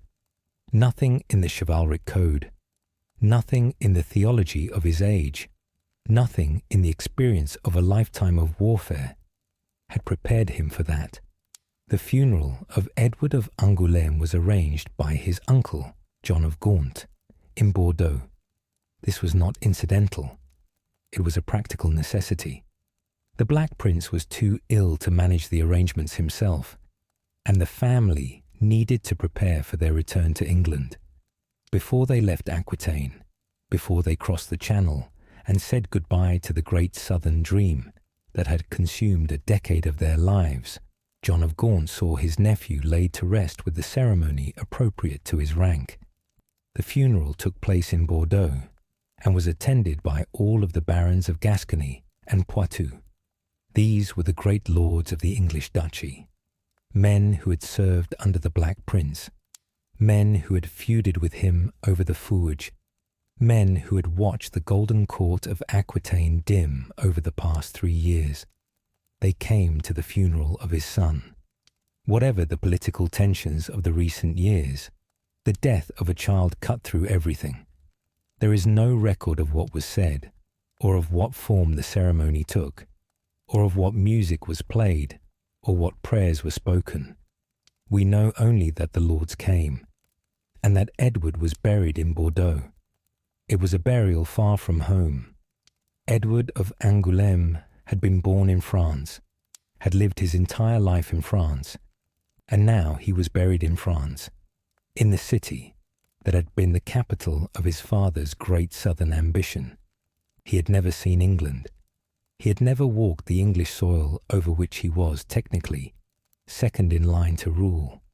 He was a prince of 2 countries, who had truly belonged, in the end, only to the sunlit limestone world of Aquitaine. After the funeral, the Black Prince made the preparations for departure.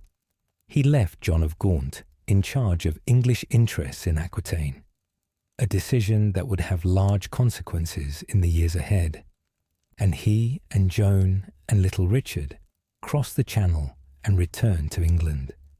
They would not come back. The Black Prince arrived in England in 1371. He was 40 years old. He was carried in a litter. He was a shadow of the figure who had ridden into Bordeaux 8 years earlier with the world at his feet. Joan was at his side, as she always had been, steady, loving, practical in the face of disaster. Richard, barely 4 years old, was at their side too. Now the only surviving legitimate child, now the sole heir to whatever remained of the Black Prince's ambitions. England received them. The king, Edward III, now in his late 50s and himself beginning to decline, was still on the throne, still nominally commanding, though in practice his grip on affairs was loosening. The political world that the family returned to was complicated. John of Gaunt was increasingly powerful. Parliament was restless. The war with France was going badly.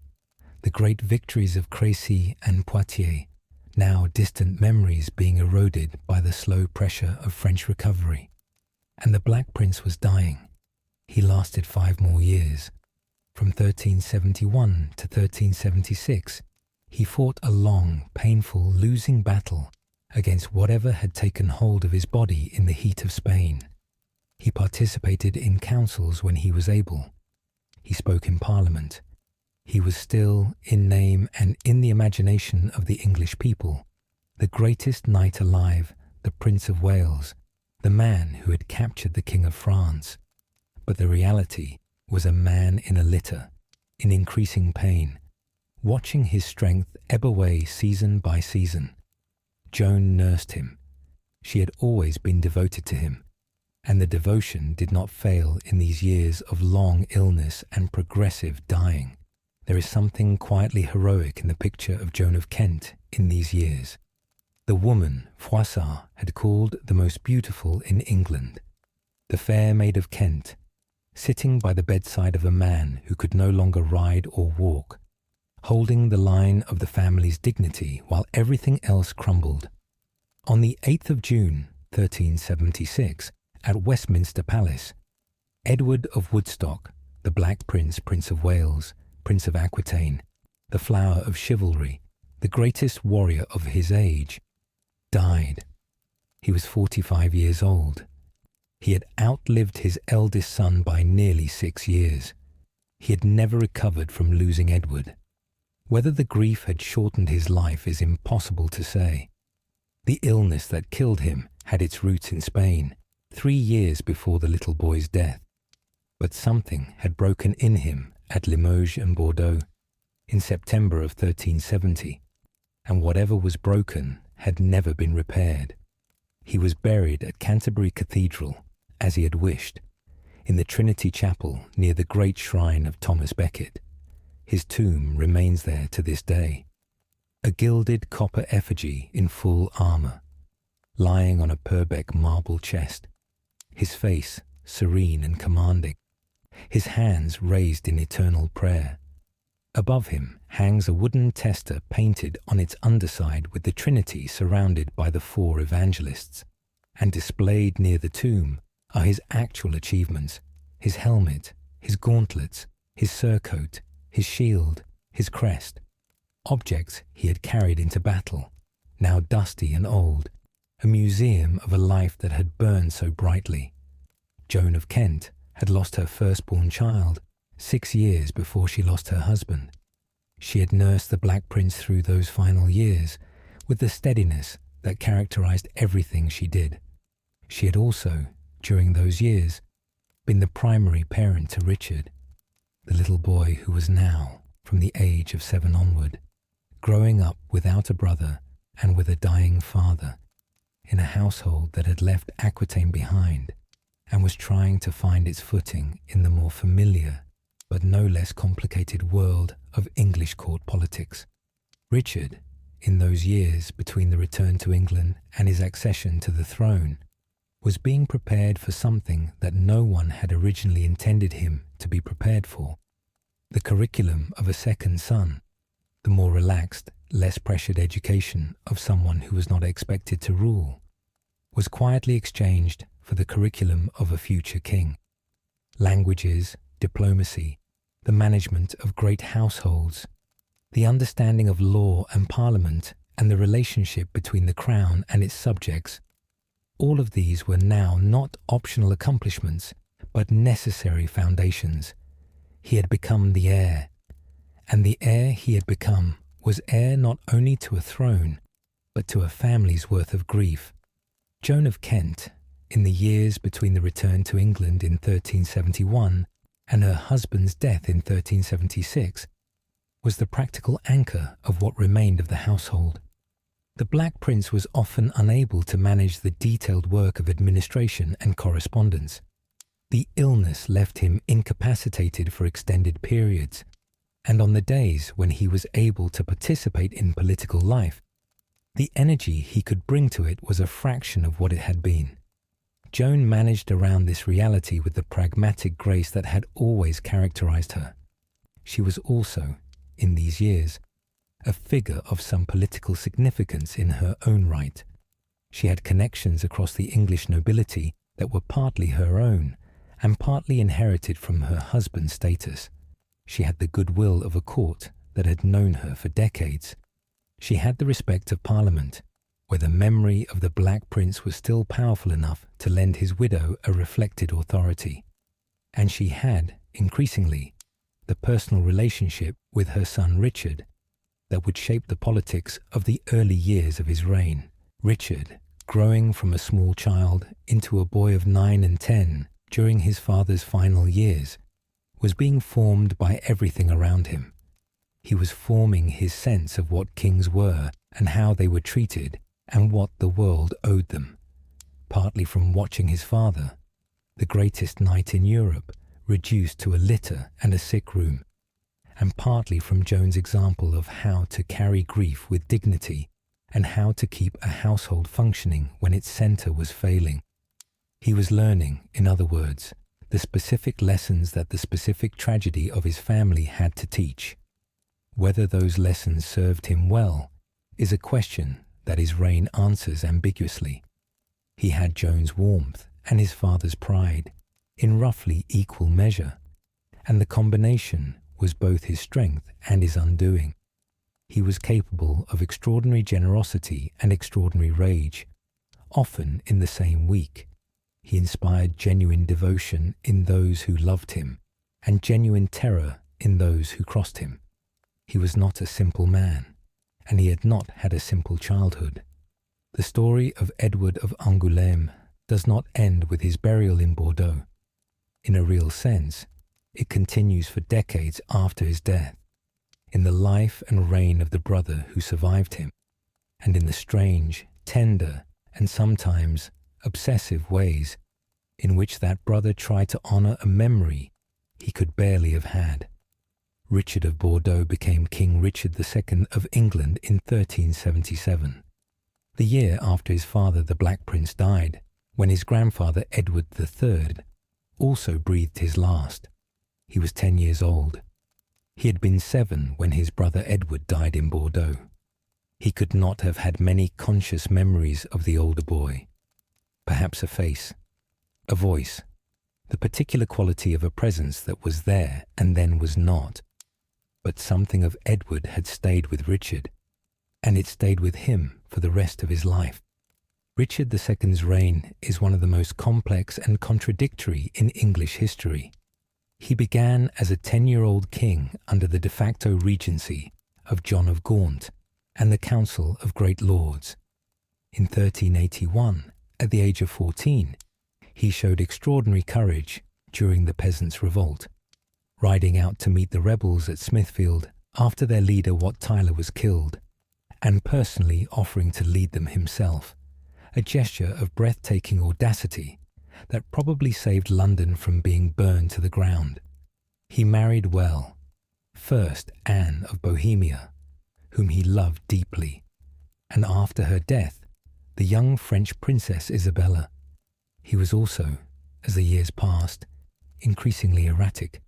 Historians speak of a tyranny of Richard II in the 1390s, years of arbitrary rule, of personal vengeance pursued against old enemies, of an increasingly isolated court in which the king surrounded himself with favourites and excluded the great lords who might have given him useful counsel.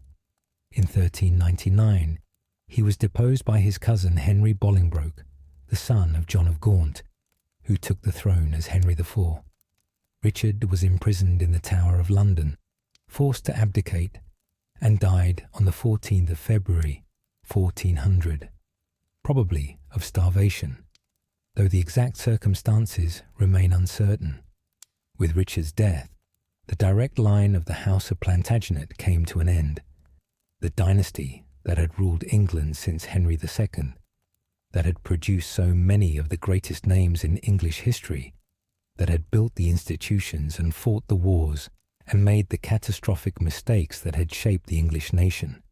It was over, and the long shadow of what might have been, if Edward of Angoulême had lived, if he had grown up, if he had been the king he was born to be, lay over all of it. But in the years before his deposition and death, Richard II did something that tells us more than any chronicle entry about what his brother meant to him. In 1388 or 1389, nearly 20 years after Edward's burial in Bordeaux, Richard II ordered his brother's body exhumed from its tomb in France. The task of transporting the remains was given to Robert Waldby, the Bishop of Ayr, who acted under the king's direct orders. The body of Edward of Angoulême was brought back across the Channel, back to the England he had never seen in life, and was reinterred at the Priory of King's Langley in Hertfordshire, a place that had been associated with the Plantagenet family for generations, where Edmund of Langley, Duke of York, Richard's own uncle, was also buried. Richard also ordered a monument to be made for his brother's tomb. The details of this monument do not survive in great specificity.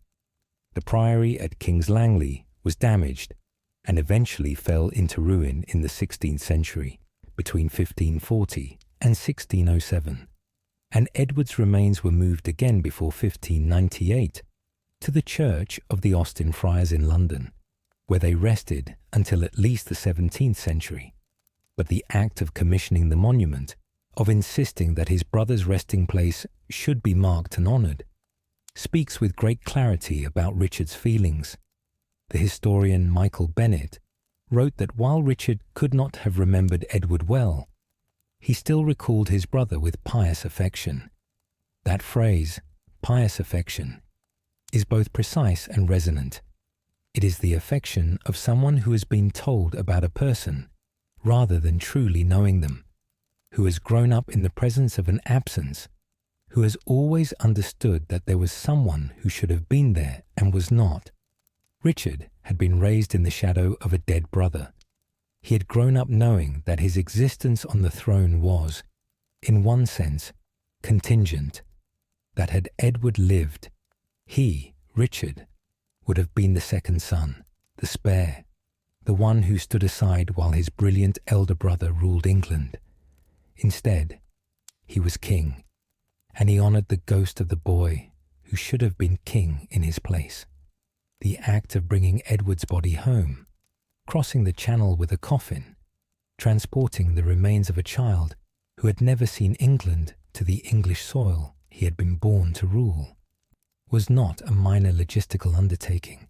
It required a royal command, a trained clergyman to oversee the translation, the cooperation of whatever French authorities now controlled the territory from which the body was being removed, and the physical arrangements for transport by sea. Robert Walby, Bishop of Ayr, carried out all of this.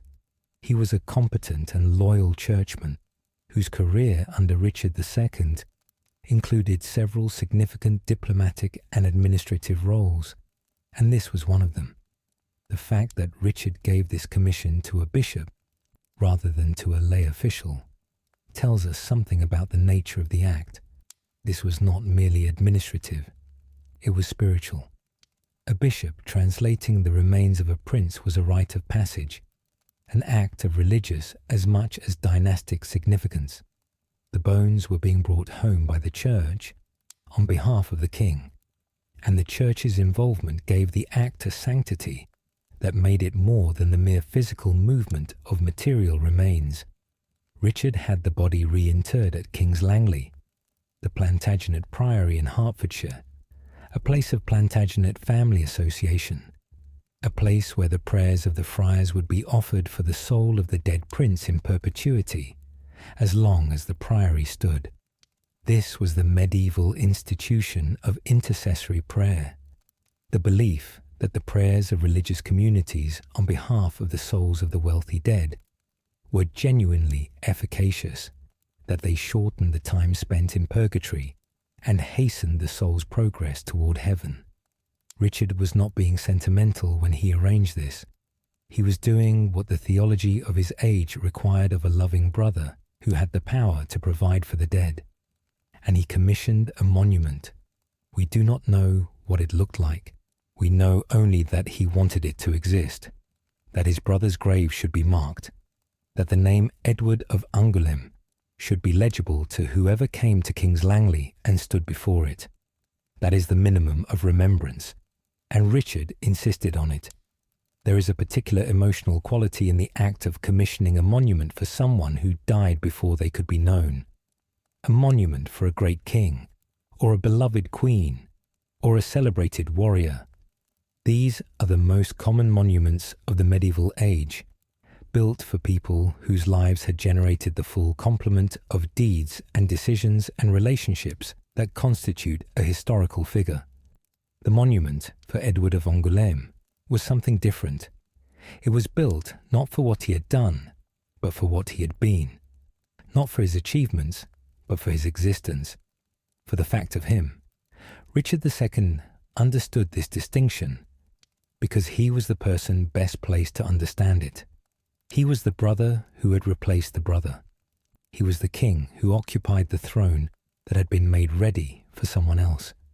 Every ceremony of his kingship, every act of royal authority, every formal occasion at which he was presented to his people as the sovereign lord of England, all of these were, in some sense, performances of a role that had been written for Edward and that Richard was playing by default, not by his own choice, not because he was unworthy of the role, simply because the person the role had been written for was not there to play it.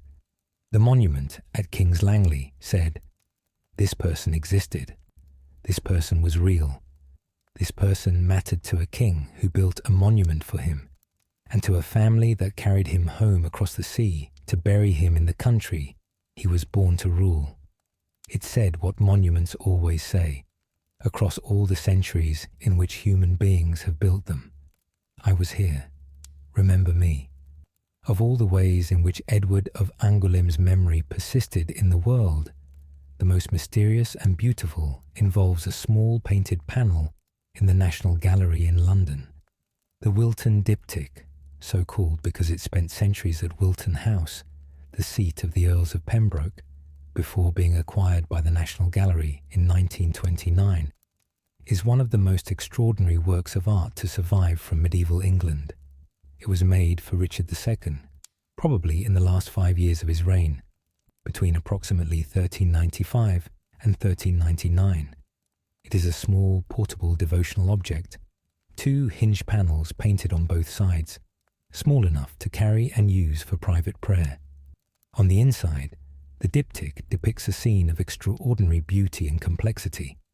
On the left panel, Richard II, young and sumptuously dressed in a robe embroidered with his personal badges of white hearts and golden broom pods, kneels on bare earth, his hands extended in an attitude of supplication. He is presented to the Virgin Mary and the Christ child by 3 saints, John the Baptist, his personal patron, holding the Lamb of God, Edward the Confessor, England's patron saint, holding a ring, and Saint Edmund, the martyred Anglo-Saxon king, holding the arrow of his passion. On the right panel, the Virgin Mary stands in a flowery meadow of paradise, surrounded by 11 angels wearing Richard's livery, the white heart badge, the same symbol that appears on Richard's robe. She holds the infant Christ in her arms. One of the angels carries a banner bearing the cross of St. George. Christ reaches his hand out toward Richard in blessing. The outer panels, when the diptych is closed, show 2 images. On one side, the white hart lying in a meadow, Richard's personal emblem. On the other, a coat of arms combining the royal arms of England with the fictive arms of Edward the Confessor, which Richard had adopted around 1395. The painting has fascinated scholars for well over a century, and many things about it remain unresolved, including, remarkably, who painted it. The technique is outstanding, combining the extraordinary blue of lapis lazuli pigment with meticulous gilding and tempera paint, applied with a precision that suggests a master of the very highest order. But the identity of that master is unknown. Whether English or French, the painter remains a mystery. What concerns us here is a particular scholarly interpretation of the image, one that connects the Wilton diptych to the memory of Edward of Angoulême in a way that is speculative but deeply compelling. The scholar Margaret Galway, writing in a 1950 article in the Archaeological Journal, proposed that the Wilton diptych contains a hidden personal mourning, that the Virgin Mary in the painting may be intended to represent Joan of Kent, Richard's mother, and that the infant Christ held in her arms may be intended to represent Edward of Angoulême, Richard's dead brother. In this reading, the diptych is not merely a devotional image, but a private expression of grief and love. Richard kneeling before his mother and the brother he never knew, framed in the language of the sacred.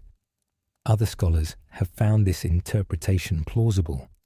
Michael Bennett, in his 1999 study Richard II and the Revolution of 1399, noted that Richard recalled his brother with pious affection and found the Galway reading at least possible. The National Gallery, which holds the painting, presents the iconography carefully and does not officially endorse the identification. The Virgin is the Virgin, and the Christ child is the Christ child, and the painting operates perfectly well as a straightforward devotional image without the additional layer of personal meaning.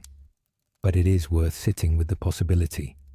Richard II was a man who had lived all his life in the shadow of losses.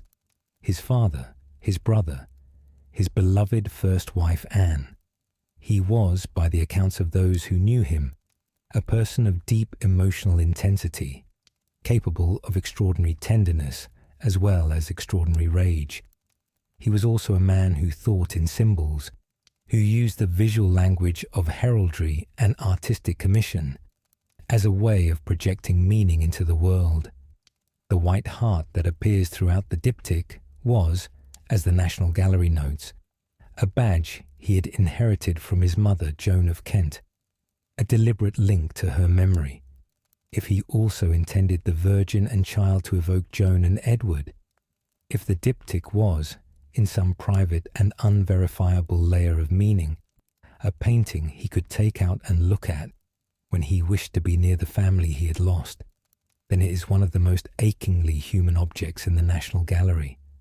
A king alone with his dead, kneeling before an image of what he could not bring back. We cannot know for certain. We can only note that the possibility exists, that serious scholars have found it credible, and that the painting's emotional power, which anyone who stands before it in room 54 of the National Gallery can feel immediately, is entirely consistent with such a reading. The Wilton diptych was probably made between approximately 1395 and 1399, the last years of Richard II's reign, before his deposition by Henry Bolingbroke. These were the years of his tyranny, as historians call it, the years of his most arbitrary and most frightening exercises of royal power, the years in which old enemies were hunted down and destroyed, in which Parliament was packed with loyalists, in which the atmosphere of the court had become something tense and unpredictable. These were also, by one reading of the evidence, the years in which Richard was increasingly isolated, increasingly alone, increasingly relying on the symbols of devotion and royal legitimacy to sustain a position that was being eroded in the practical world of politics. In this context, the Wilton diptych looks different. It is not merely a devotional object, though it is certainly that. It is also, perhaps, a private act of consolidation, a king gathering his resources in the most intimate way possible, placing himself before the image of the sacred and the image of his lost beloved, asking for their intercession in a world that was growing darker around him. The Virgin and her angels, the saints who present him, the child who reaches toward him, these are not, in this reading, merely theological abstractions. They are his people, his world, the ones he lost. It is worth saying something more about the specific visual choices of the Wilton diptych, because they repay attention. The 11 angels in the right panel are not simply decorative. They are individuated, given slight variations in expression and posture that make them feel like real presences rather than a generic heavenly chorus. The painter, whoever they were, was technically capable of making all 11 angels look identical and chose not to.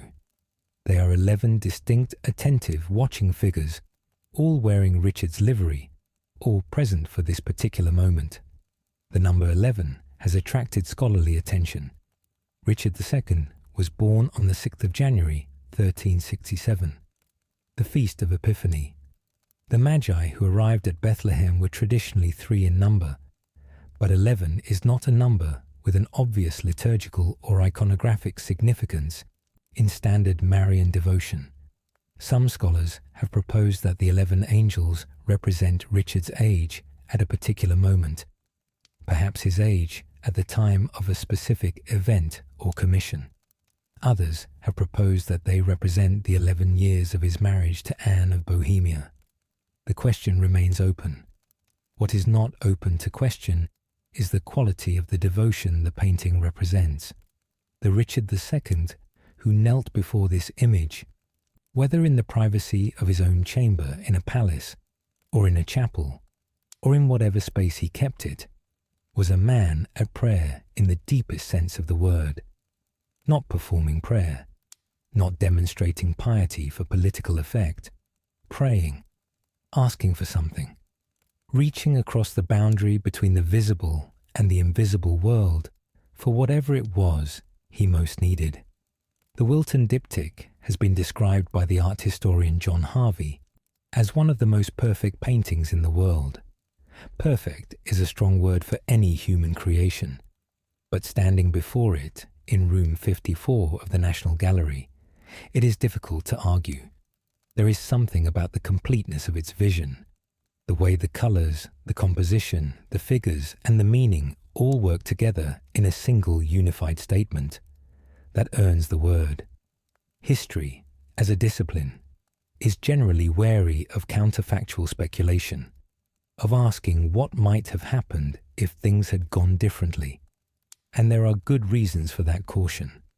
The past was shaped by countless forces, and the removal of any single element tends to produce not a clean alternative, but an incalculably complex web of different consequences. We cannot say with confidence what the history of England would have looked like if Edward of Angoulême had lived, but we can observe what actually happened, and we can notice the ways in which Edward's death created the conditions for specific developments that might not otherwise have occurred. The most immediate consequence was the succession itself. When Edward of Angoulême died in September 1370, his 3-year-old brother Richard became the new second in line to the throne. When the Black Prince died in 1376, Richard became the heir apparent.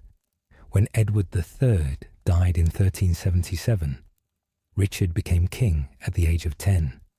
A 10-year-old king is a dangerous thing in medieval politics. It creates an immediate power vacuum.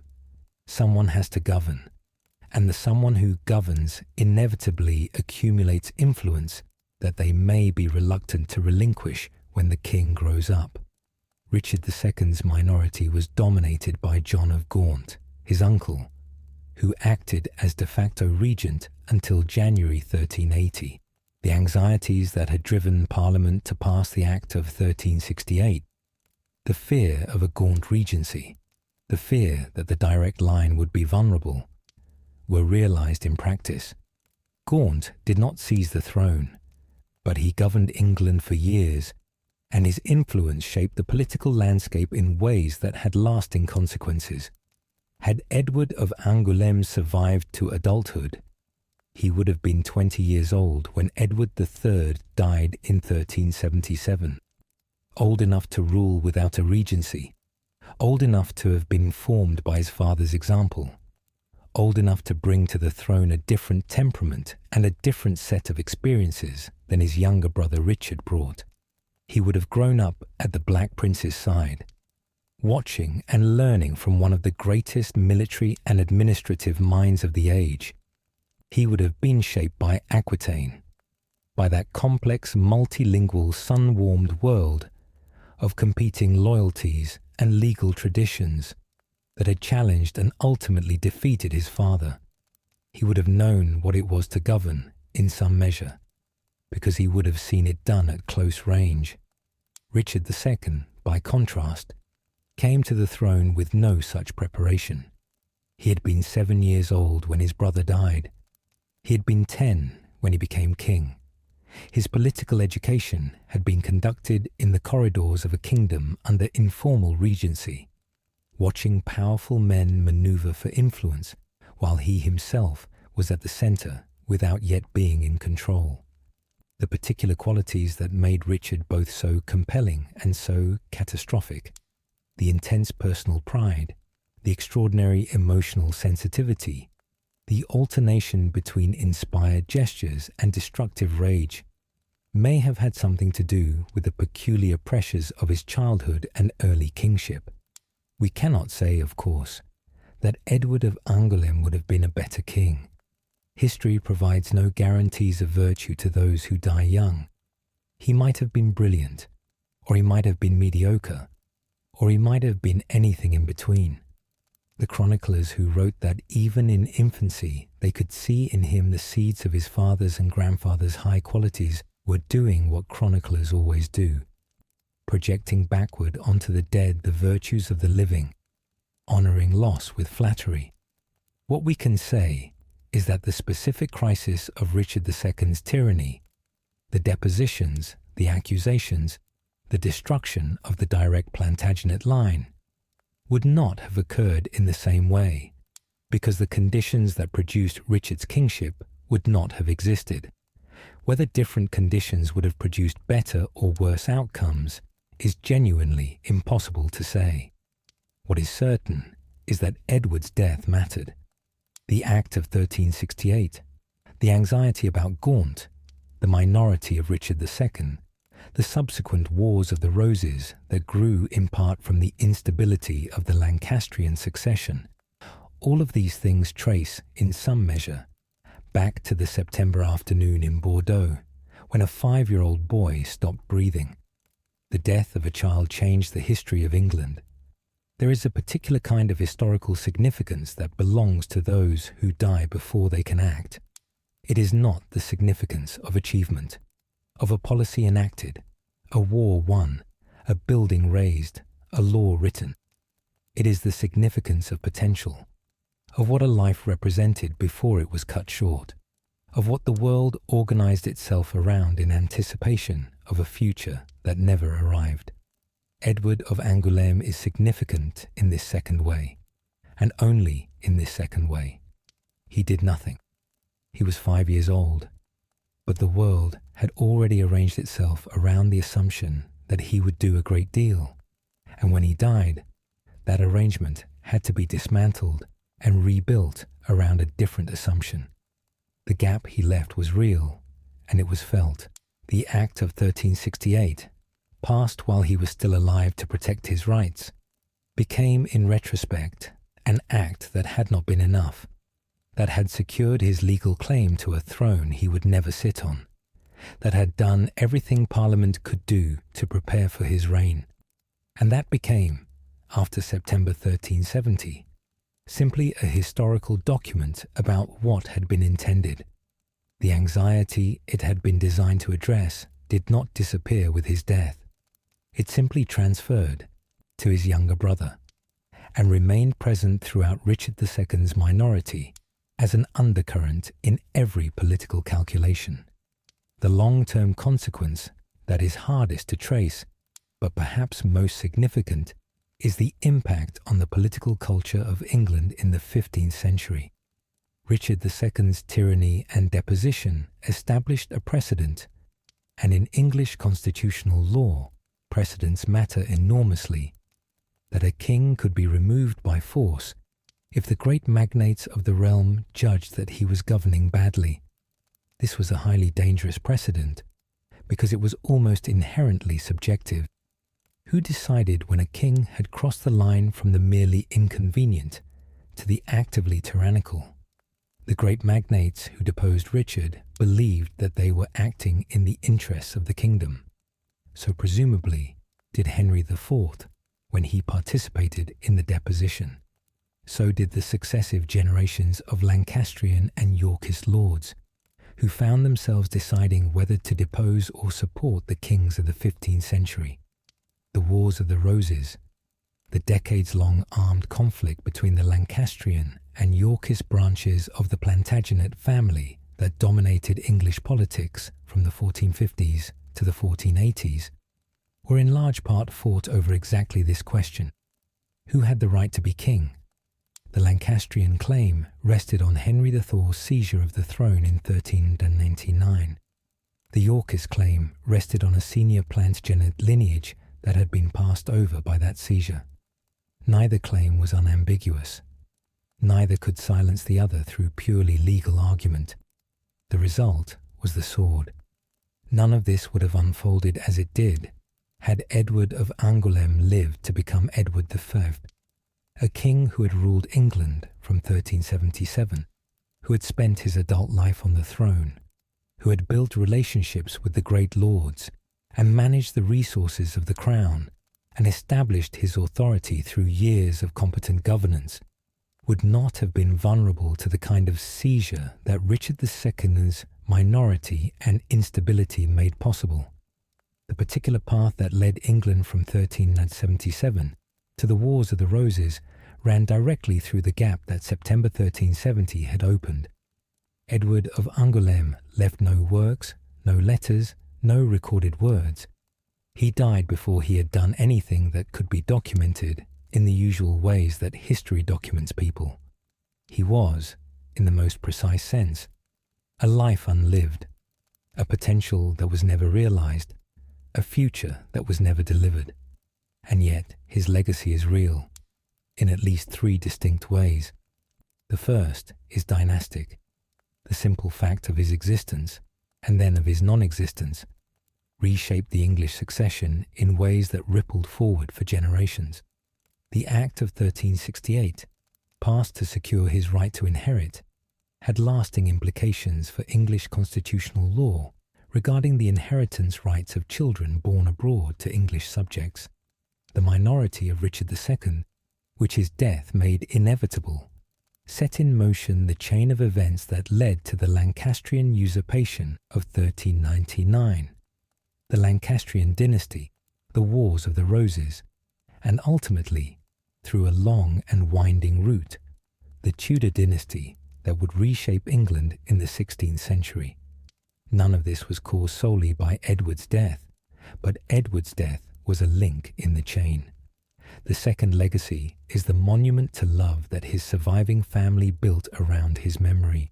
His mother Joan kept faith with everything they had shared in Aquitaine, nursing her husband through his long dying and then living out her widowhood as a political force, a woman who helped shape the early years of her surviving son's reign, with intelligence and care until her own death in August of 1385. His father left instructions for his tomb and his legacy that showed, even in the language of formal royal documents, a man who thought about the son he had lost. His brother Richard, who barely knew him, who could have chosen to simply move forward and leave the past behind, instead had him brought home, had him honoured with a monument, and perhaps painted his memory into one of the greatest works of art in English history. The third legacy is the simplest, and in some ways the most powerful. He is a reminder of how precarious everything was. The world of the Black Prince, that glittering, sun-drenched, magnificent court in Aquitaine, where knights competed in tournaments and over £400 was spent on candles for a single baptism, existed for barely a decade before it began to unravel. The illness from Spain, the tax rebellion, the return of French pressure, the death of the child who was supposed to carry it all forward. It was all over so quickly. The great dream of the Black Prince's Aquitaine was built on sand, and the sea came in. Edward of Angoulême was the most perfect thing about it. He was born into splendour. He was celebrated with a grandeur that few children in the history of Europe could match. He grew up in warmth and love, and the most magnificent court of his age. He died before any of that splendour had tarnished in his eyes. He never knew the fouage or the rebellion or the litter or the slow dying of his father. He never knew exile or defeat or the bitter recognition that something glorious has become something broken. He was, perhaps, the one person in that whole great story who was kept whole by leaving it early. There is a gentleness in the way Edward's story ends that is different from the ends of the other stories in this family. The Black Prince died at 45, broken and in pain, his great work undone, and his dynasty diminished. Richard II died at 33 in a Yorkshire castle, deposed and starved, the last of his line. Joan of Kent died at Wallingford in her late 50s, having outlasted everyone she had loved. All three of these deaths carry the weight of loss compounded. Loss upon loss, the long, slow accumulation of what time takes. Edward died before any of that weight fell on him. He died in Bordeaux in September, in a world that had not yet fully darkened, in a household where his mother still loved his father, and his father was still fighting, still commanding armies from a litter, still refusing to be finished. The world around him was cracking. but it had not yet broken. He left before the worst of it.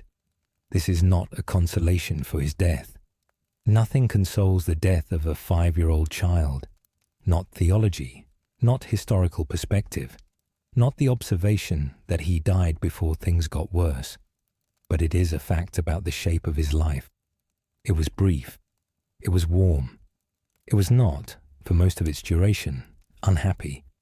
The legacy of Edward of Angoulême is, in one sense, entirely negative. It consists of things that did not happen, futures that did not arrive, a reign that was never exercised. This is unusual in historical terms. Most of the people whom history judges significant made marks, built things, wrote things, won or lost things, changed things. Their legacy is the trace of their activity, the effect of their presence on the world. Edward's legacy is the effect of his absence, but there is another kind of legacy, quieter and in some ways more enduring, that belongs to those who were loved. Edward of Angoulême was loved extravagantly, publicly, and by people whose love for him has left documentary traces. The king who gave a lifetime annuity to his messenger, the father who spent £400 on candles, the brother who brought the body home, the mother who kept faith with the life they had shared through all the years of grief that followed. These are the records of love. They are not the records of a king or a conqueror or a builder of institutions. They are the records of a child who was wanted and welcomed and mourned, whose absence was felt as a presence, whose name was spoken in the dark by people who wished he was still in the world. That is not a small thing. It is, in fact, the only kind of legacy that most of us will ever have. Not monuments or acts of parliament or recorded achievements, but the quality of the love we inspired and the shape of the grief we left behind when we were gone. Edward of Angoulême left a very large grief for a very small life. The death of Edward of Angoulême in September of 1370 was not, in the immediate term, treated as the world historical event it would later appear to be. It was the death of a 5-year-old child, devastating to his family, significant in the dynamics of the succession, but not the sort of thing that stopped wars or changed the course of diplomatic negotiations. The 100 Years' War continued. Charles V of France continued his quiet campaign of political and legal pressure on Aquitaine. The Black Prince continued his painful declining. But over the months and years that followed, the significance of what had happened became clear in a succession of consequences that could not be ignored. The Black Prince's return to England in 1371 effectively ended the great Aquitanian adventure. Without a healthy, vigorous sovereign present in the duchy, English authority there was increasingly nominal. John of Gaunt led further campaigns in France in 1369 and 1373, neither of which achieved anything significant. The territories that the Black Prince had governed were gradually eroded by French pressure.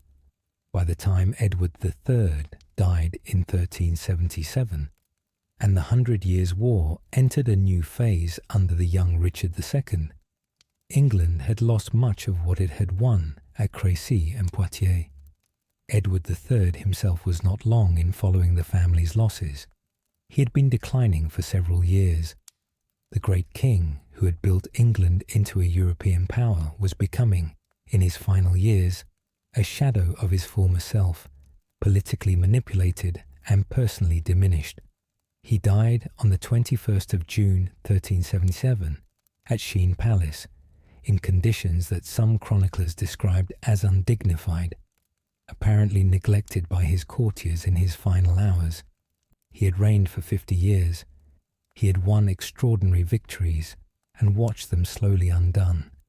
He had welcomed a grandson into the world with an annuity to the messenger and never seen the boy in person before his death. Joan of Kent outlived them all. Her son Edward, her husband the Black Prince, her father-in-law Edward III. She became, in the years of Richard II's minority, one of the most important political figures in England. She was described by contemporaries as taking an active and beneficial role in politics, mediating between the young king and powerful lords, using the relationships and the reputation she had built over a lifetime to help hold the kingdom together in turbulent years. In 1381, during the Peasants' Revolt, she found herself caught in the middle of the uprising. Her barge was seized on the Thames. She was humiliated by the rebels, but she was unharmed and subsequently played a role in supporting the young Richard's response. She died in August of 1385 at Wallingford Castle in Berkshire. She was buried at the Greyfriars Church in Stamford, Lincolnshire, where she had requested interment. She had asked, in her will, not to be buried beside the Black Prince at Canterbury, a choice that has puzzled some historians and been interpreted by others as a wish to have her own resting place, her own identity, after a lifetime of being defined by her relationships to others. She had been, successively, the daughter of a man executed for treason, a scandalously married young woman, a countess in her own right, the wife of the greatest knight in Europe, the mother of a dead prince, and the mother of a king. She had done all of these things with the dignity and grace that every contemporary account attributed to her. She deserved, perhaps, a corner of England that was hers alone. Richard II governed for more than 20 years. He had his moments of genuine greatness, the courage at Smithfield in 1381, the personal devotion to his first wife Anne that made her early death in 1394 a catastrophe from which he arguably never recovered, the genuine and sophisticated interest in art and architecture and culture that gave the world the Wilton Diptych and the magnificent Westminster Hall ceiling, and a great deal else besides. He was not a contemptible figure. He was a complicated one, perhaps the most complicated of all the medieval English kings, a man of extraordinary gifts and extraordinary failures, who came to the throne too young and was destroyed by the forces his family's history had set in motion. In 1399, Henry Bolingbroke, John of Gaunt's son, the man whose ambition had always been feared, the son of the uncle the Act of 1368 had been partly designed to constrain, took the throne. Richard II was imprisoned, was forced to abdicate, and died in February of 1400 at Pontefract Castle. The direct Plantagenet line ended. It is worth dwelling here briefly on what Richard's later years tell us about the weight of the losses he had carried all his life, the instability of his final reign, the arbitrary exercises of power, the pursuit of old enemies, the increasing sense of a man surrounded by imagined threats, has been interpreted in many ways by historians. Some have seen it as a straightforward political failure, the result of a king who lacked the temperament for the brutal pragmatism that medieval governance required. Others have seen it as something closer to a personality disorder, a fragility in the face of opposition that his difficult early life had produced, and that the pressures of kingship had exacerbated. Others still have read it as a rational, if extreme, response to the real threats that powerful magnates posed to a king who had tried to govern independently of them.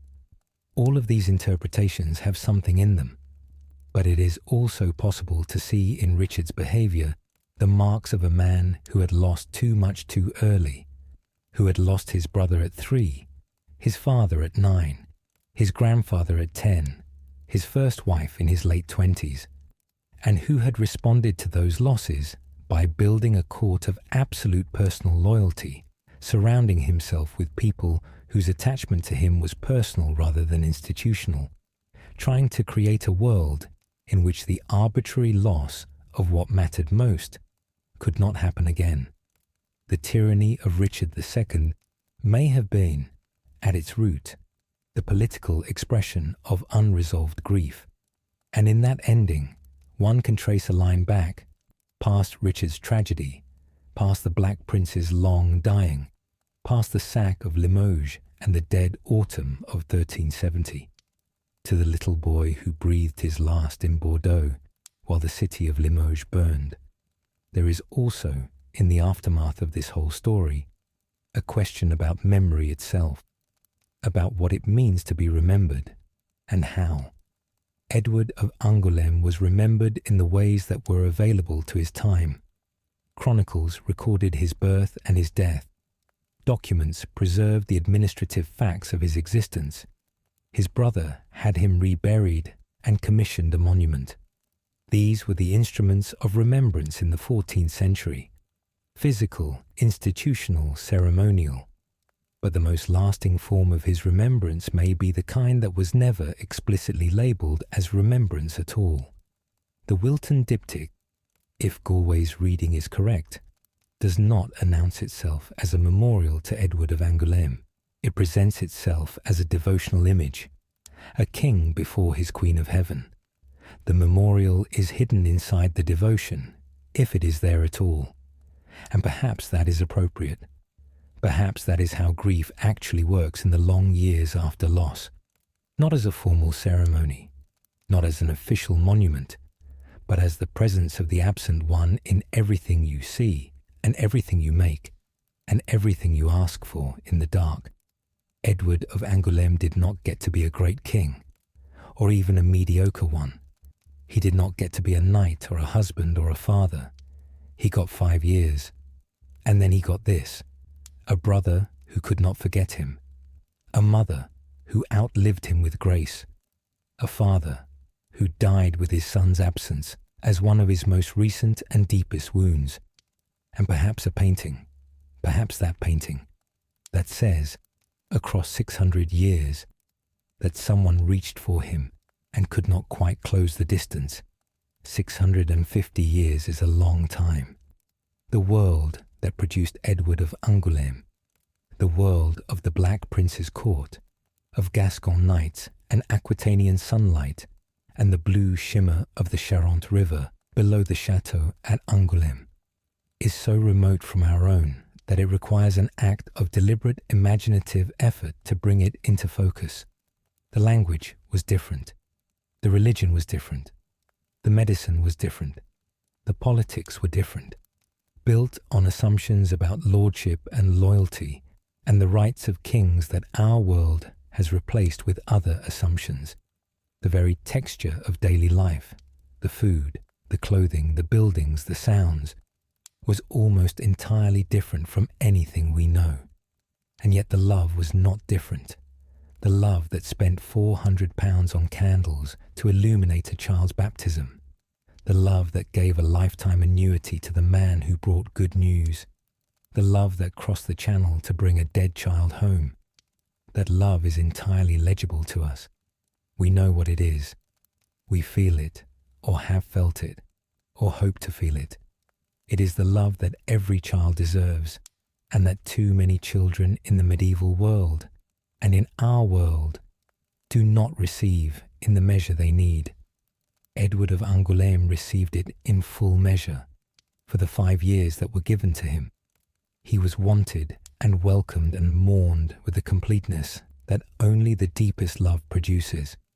He was a lucky child in the ways that matter most, even in the fact of dying young. That is the final thing his story gives us, the reminder that a brief life fully loved is not a small thing. It is, perhaps, the most significant thing there is. We have already spoken of Richard II's decision to have his brother's body brought back to England in 1388 or 1389.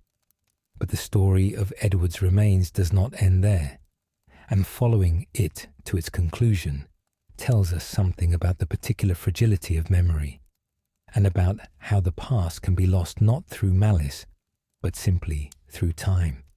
When Robert Waldby, Bishop of Ayr, transported Edward's remains from Bordeaux to England on Richard II's orders, the body was reinterred at a priory on the estate of King's Langley in Hertfordshire.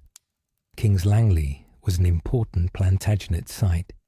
It had been a favourite residence of Edward II and was associated with the Plantagenet family in the popular imagination.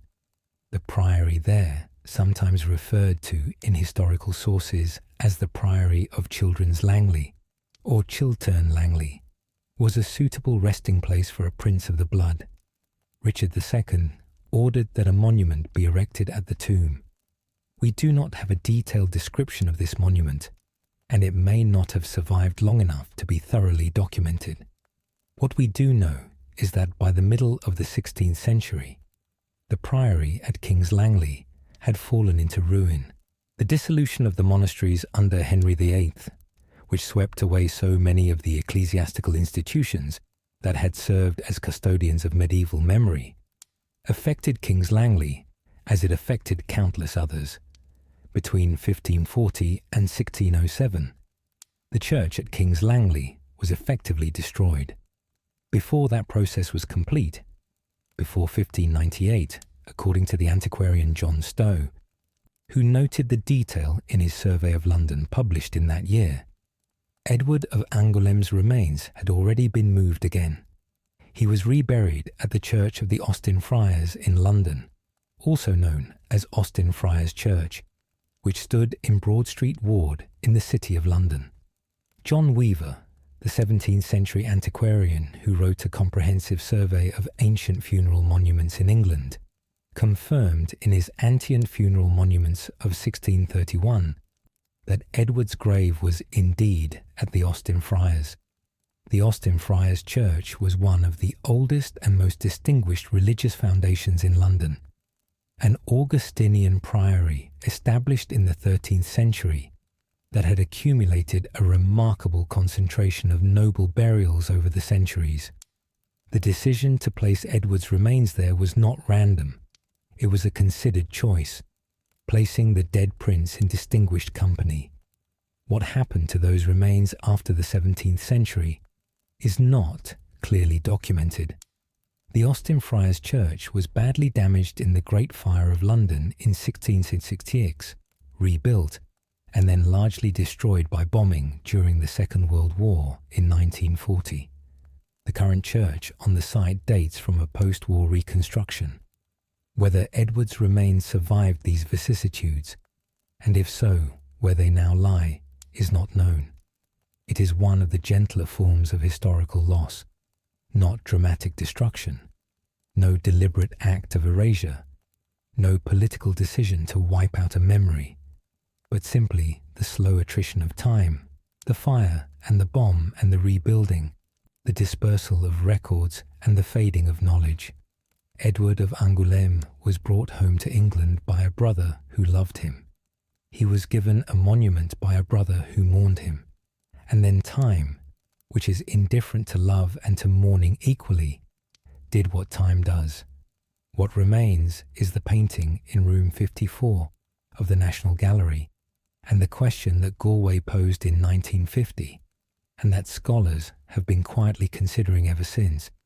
If the Virgin is Joan, and the child is Edward, if Richard II knelt before the image of his dead mother and his dead brother every time he opened the diptych for his private prayers, then something of Edward of Angoulême persists in that extraordinary image.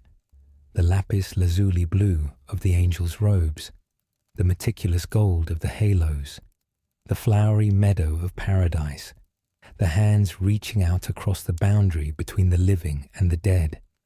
We cannot know, but we can look at the painting, and we can wonder, and we can feel, as so many people have felt standing before it over the centuries, that it is the image of someone reaching for something they have lost. The story of Edward's remains is also, in miniature, the story of medieval England's relationship with its own past.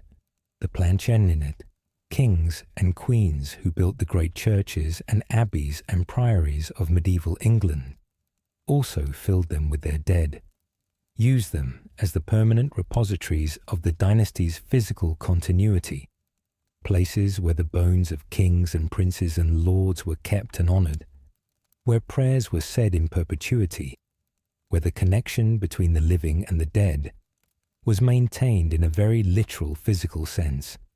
The dissolution of the monasteries under Henry VIII broke that connection in hundreds of places simultaneously, shattered the physical infrastructure of medieval memory, scattered the bones of centuries, turned the places of perpetual prayer into quarries and farmyards. Edward of Angoulême's remains at King's Langley were among the countless casualties of that rupture. There is something worth sitting with in this. The fact that a prince who was brought home to England specifically to be remembered and honoured could not be protected against the disruptions of history. Richard II's act of love, the exhumation, the reburial, the monument, was genuine and generous and entirely characteristic of the man. But it could not make Edward safe from time. Nothing can make anyone safe from time. The most that love can do is carry someone forward as far as love can reach, and then hope that something else, a painting, a chronicle, a question asked by a scholar in 1950, will carry them the rest of the way. There is a small detail in the story of Edward's reburial at the Austin Friars that deserves attention before we move on. John Stowe, in his 1598 survey of London, noted that the remains had been moved from King's Langley to the Austin Friars.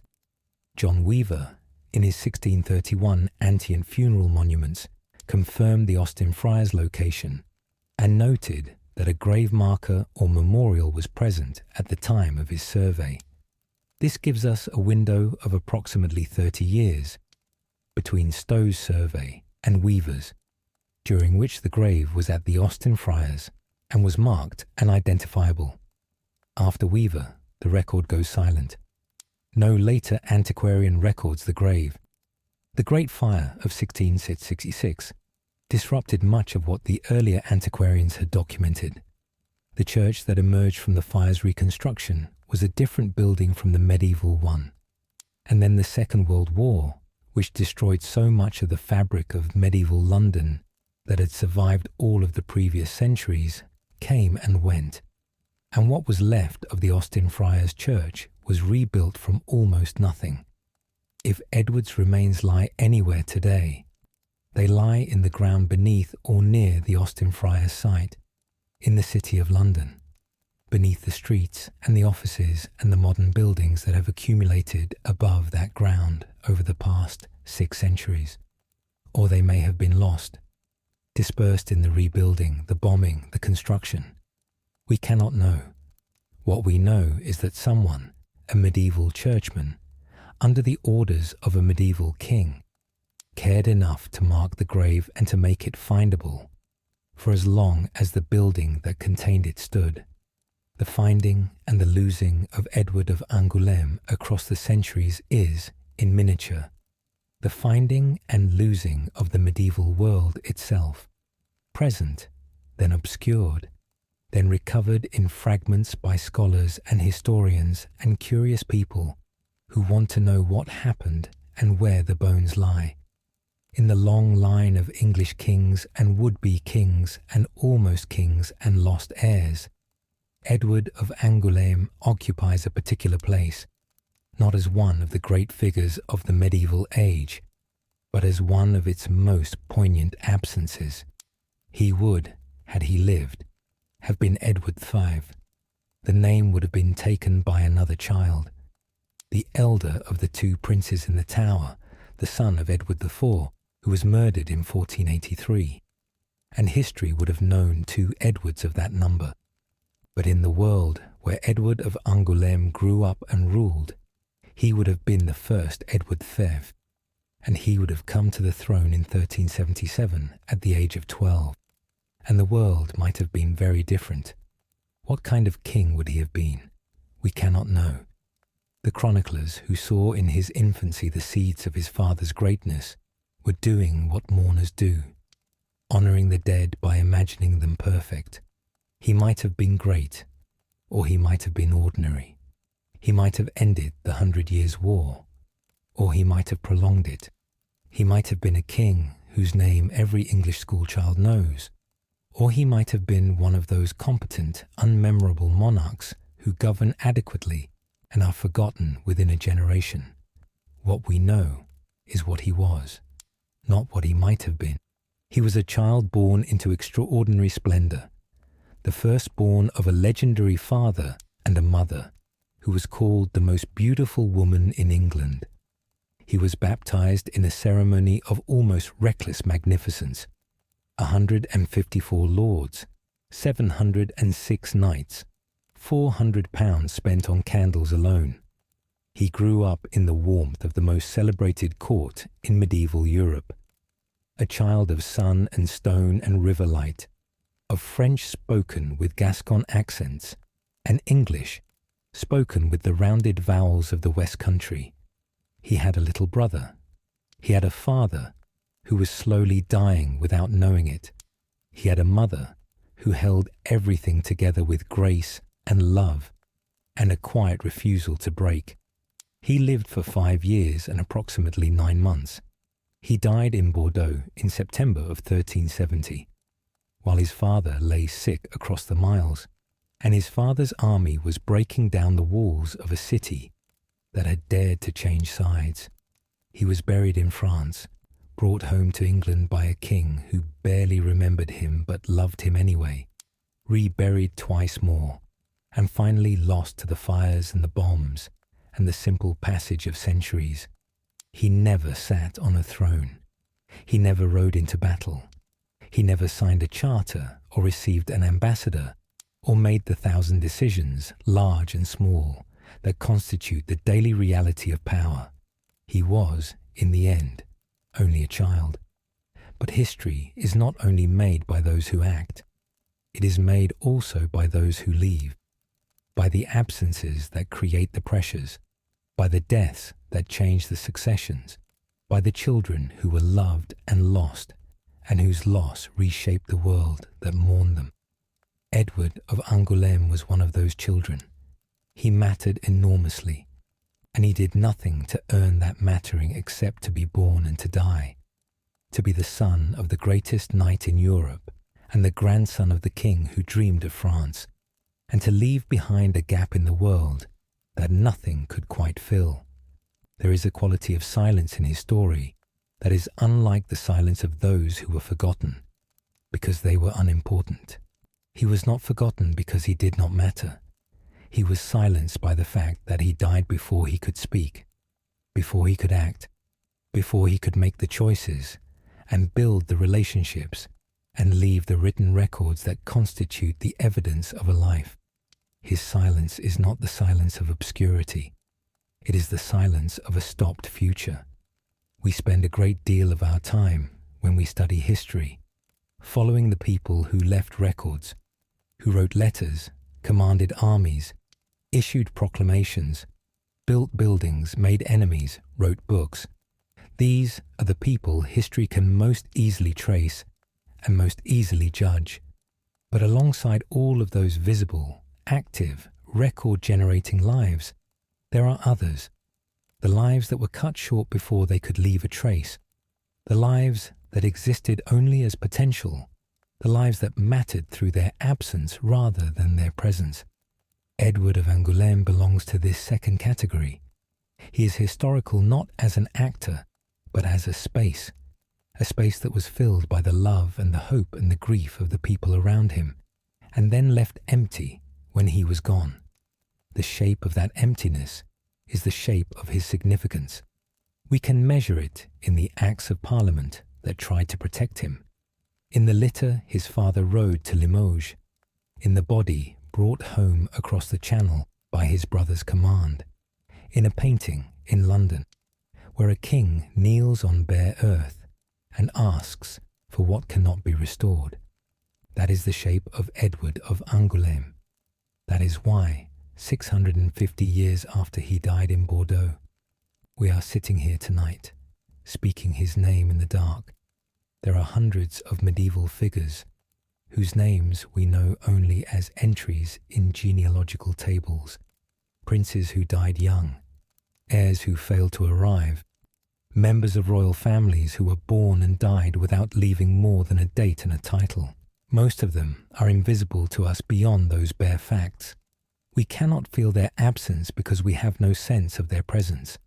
They are names in columns, not presences in stories. Edward of Angoulême is different. He is different because of the extraordinary world he was born into, and the extraordinary record of celebration and grief that that world left behind. He is different because the 100 Years' War, that great, long, expensive, ultimately inconclusive struggle between England and France, provides the backdrop against which his brief life was lived, and because the specific shape of that conflict and the specific shape of his family's part in it makes his birth and death part of a story whose arc is visible across the whole sweep of medieval English history. He is different because his father was the Black Prince, and the Black Prince's story, the greatest knight in Europe, destroyed by illness in the years immediately after his son's birth, dying 6 years later in diminished circumstances in an English palace, is one of the great tragic narratives of the medieval age. The son who died and the father who followed him are, in the imagination of anyone who has ever loved and lost, a single story. And he is different because his brother Richard II, who ruled for 22 years and was deposed and died in a castle in Yorkshire at 33, seems never to have stopped being shaped by the knowledge that he was alive in the place where someone else should have been. The brother who was not there was always, in some sense, there. Edward of Angoulême haunted the reign of Richard II in a way that no ghost was needed to explain, simply as the absence that had made everything possible, and as the question that everything Richard did was, at some level, an answer to. That is the shape of Edward of Angoulême. That is why, 650 years after he died in Bordeaux, we are sitting here tonight, speaking his name in the dark, and so we come gently to the end of Edward of Angoulême's story, a life brief enough to hold in the hands, and significant enough to have changed the course of a kingdom. He was born in a castle above a river in the warm south of France, in the winter of 1365, into a world that expected everything of him. He was baptized by candlelight, while the greatest men in Europe came to bear witness. He grew up in the years of his father's fading glory, a small boy in the corridors of Aquitaine, listening to the sounds of a court that was slowly losing its music. And in September of 1370, while the walls of Limoges fell and the smoke rose over the river valley, he died, 5 years old, alone in Bordeaux. The future of England folded quietly away. His brother grew up to be a king. His father died 5 years later, broken and beloved. His mother lived on with grace and courage through years of loss that would have shattered a lesser person. His grandfather, Edward III, who had given a lifetime's annuity to the messenger who brought news of his birth, outlived him by 7 years. And the dynasty that his birth was supposed to secure, the Plantagenet line, the house that had ruled England for 2 centuries and more, ended within a generation of his death in the confusion and tragedy of Richard II's reign. History is full of might-have-beens. It is full of children who died too soon, of heirs who never ruled, of futures that closed before they could open. And yet we do not usually speak of them. History is, by its nature, the account of what happened rather than what might have happened. It traces the paths that were taken, not the paths that were not. The might-have-beens are, in a structural sense, invisible to history. They left no trace, no document, no chronicle entry, no building or law or battle to record. They exist only as the shape of the space where something should have been, and the pressure of that absence on the things that surrounded it. Edward of Angoulême is unusual among these invisible might-have-beens, because the pressure of his absence was so great and so clearly traceable. The Acts of Parliament that tried to secure his succession, the minority of the brother who replaced him, the usurpation that minority made possible, the dynasty that the usurpation established, the wars that the dynasty's instabilities produced, These are not imagined consequences. They are documented history, and the thread that runs from them back to a September afternoon in Bordeaux is real, even if it passes through many intervening events before it gets there. To say that is not to say that Edward was responsible for the Wars of the Roses or the Tudor dynasty, or anything else that came after his death. He was 5 years old. He was responsible for nothing. The world arranged itself around his death, and then rearranged itself in ways that no one could have predicted or controlled. That is what the world does. That is what history is. History is full of might-have-beens. It is full of children who died too soon, of heirs who never ruled, of futures that closed before they could open. Edward of Angoulême is one of the most quietly significant of these figures, not because of anything he did, but because of what his absence made possible and what his memory inspired in those who loved him. Richard II had him brought home. Richard II commissioned a monument, and perhaps, though we cannot know for certain, and the scholars who have considered it remain divided, Richard II painted him into eternity in the image of a child held in the arms of his mother, surrounded by angels in a meadow of paradise flowers, while a king kneels on bare earth and reaches out his hands and asks for what cannot be given back. That is the story of Edward of Angoulême. It is a short story, as lives go, but it is a story full of love and loss, and the particular kind of significance that belongs only to those who were never given the chance to make their own significance. We hope it has kept you company tonight and guided you gently toward rest. This has been Sleepy Crown Reborn. Thank you for spending this evening with us. Sleep well.